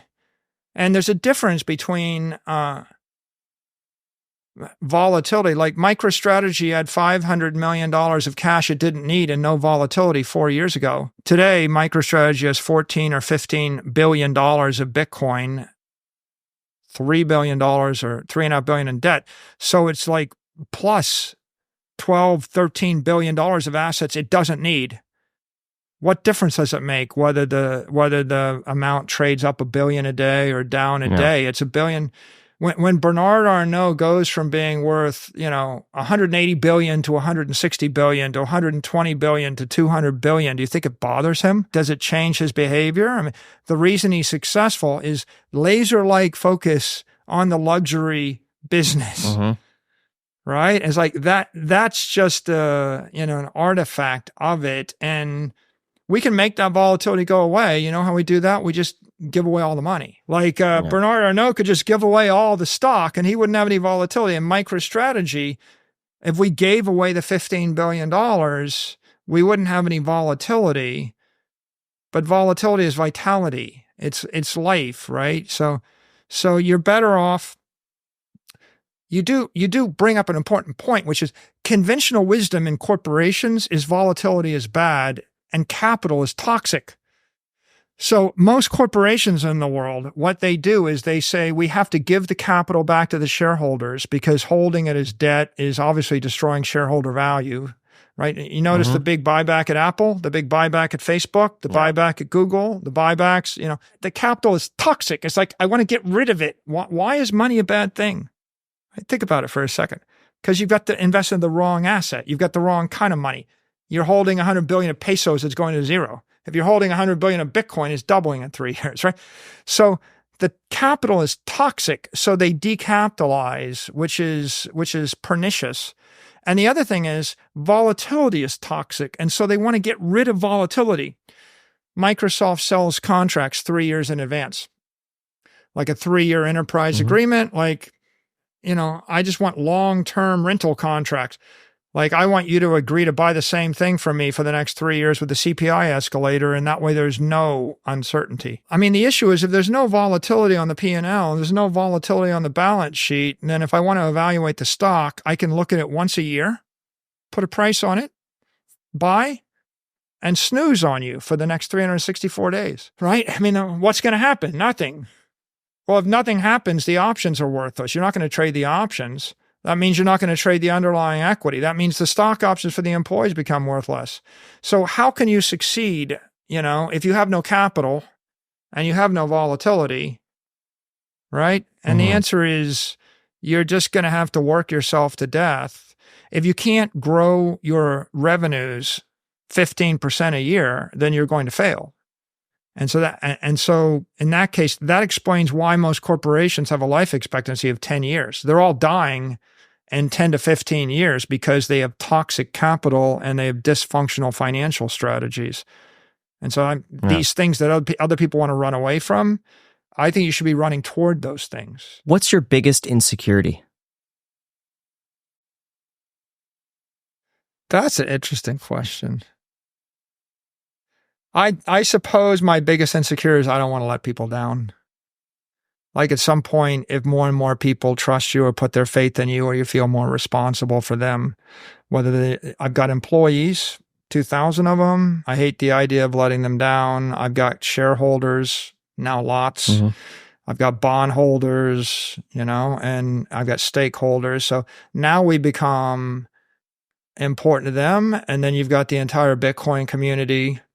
And Bitcoin's a team. It's a global team. I travel everywhere in the world. I get off on a flight line and the guy that's actually refueling the aircraft is like going like, hey, I own Bitcoin. I bought some for my kid. You go through a bar and the guy behind the bar knows you or the waiter or the waitress or all these people. And what this means to them is there a chance at economic sovereignty and social and security, and it's given them hope.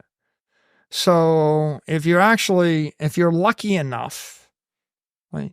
If you're lucky enough to have employees, have investors, and have people that listen to you, then the thing you should fear is letting them down, right? And so I think it becomes a greater responsibility as more people take you seriously in life. The last question that I have is, what's something that nobody knows about you that you feel like they should know? Another very interesting question. A lot of people know a lot about me. I've done a few podcasts. Yeah. Yeah. So I'm trying to think about something that I haven't really spoken about much. I think one thing is I have a profound appreciation for nature and natural law and natural beauty. And I think a lot of the most beautiful things in life and the most important wisdom is derived from a close study of nature. And a lot of people think that, because they see me in technology and in commercial environments, that I'm a technologist. But I actually think a lot of the inspiration and the best inspiration comes from nature. And I think that we would all do well to be grounded in it to the extent that we can be. Cool. Anything else? The only other thing is we looked up photos of you and it looked like you used to be bigger. Did you shed some weight? Yeah. Like that looked pretty impressive. At one point, I was probably 30 pounds heavier. And what happened is I started appreciating, the things that you can learn today if you study paleo diets, lean proteins, steak, salad, vegetables, stay away from too much starch, too much sugar, too much alcohol, right? If you want to be 30 pounds heavier, drink sugar water, drink alcohol, drink starch, eat a lot of pizza, potatoes, pancakes, rice, etc. Eat processed food, eat fast food. All of those things take their toll. But what's the secret to life? I think someone said it the other day. They said, get plenty of sleep, put good nutrients in your body, eat good food, nutritional food, eat food that would rot. It's not, you can't leave it out for 3 days and still eat it, right? So eat organic food. The closer to organic, the better. And don't poison yourself, right? With toxins. There's a lot of different types of toxins, but just don't put them in your body, right? And then get exercise, get routine exercise. So I think that, that helped a bit. I would recommend that to anybody. And I would say, coming back to natural principles, one thing I think about a lot is this something that my great-great-great-grandfather would have done 100,000 years ago? Because the human genome, right, and humanity has evolved over millions and millions of years. And if you think about all those generations, how did you evolve and what did you adapt to? There are certain things that we do today that they wouldn't have done 100,000 years ago. And a lot of times those things are pernicious. Drinking a carton of orange juice. Yeah. Impossible to do 100,000 years ago. Sugar in that. Yeah. But, you give yourself diabetes or the like if you just pound that stuff too much. So I think, just looking at diet, exercise, nutrition is useful. I think 30 years ago, there were some pernicious ideas. Like, it used to be every alpha male business leader wants to brag about how little sleep they get. Oh, I get by on 3 hours sleep. Oh, I get by, it's like when the competition is to brag about how little sleep you can get. It's just, here's an unhealthy habit and I do it. And of course, a lot of people, I think, lied about it. Yeah. Like a lot of times people say stuff in public, in an interview. What's your secret? Well, I don't need that much sleep. I sleep 3 hours. And then, what an awful disservice you do to the humanity because, you find a lot of people die because they didn't sleep enough. And then, when I grew up, I looked at all the athletes and the bodybuilders and I was like, well, I don't look like that guy. And I thought I just wasn't trying hard enough. And then at one point I realized they're all taking steroids or performance enhancing drugs. And, it was only in the modern era, when information comes out on YouTube, guys like More Plates, More Dates. Did you ever see that? Yeah. We've had him on the show. Tell you what steroids this Yeah, he actor came took. on the podcast. And I'm like, Yeah. I started listening to him and my mind is blown. And I realized like everything I believed was not, it's like, oh, how'd you bulk up for this movie role? Oh yeah, I ate a lot of chicken. No. You didn't. Yeah, eat worked a lot out of, twice a day. I ate a lot of chicken, and I had a trainer, and that's just pernicious, like untruth. So when you start to actually understand how people achieve what they achieve, and you're like, well, that might work, but that might also give me cancer at age 27, and maybe I don't want that. I think it helps you make rational decisions about what to eat, how to live, right? How much to sleep, and then and there's like even with exercise, it's like, yeah, you can do the Hollywood, specialty exercises, but to a great degree, simply low impact aerobic activity that's not going to destroy your joints is a pretty good thing. And engaging in full contact combat sports, might not be the best path, over the long run. So I don't know. I think I get a lot of wisdom or gleaned a lot of wisdom about health just from all sorts of unfiltered, unbiased internet sources. That's useful. awesome. Cool. Well, thank you so much for coming on the show, and thank you for being so generous with your time. I mean, yeah, I appreciate it. Thanks for having me. Is there anything else that that you feel like we didn't touch on that you want to talk about? Well, I guess I would end just by saying, my personal opinions are all my own.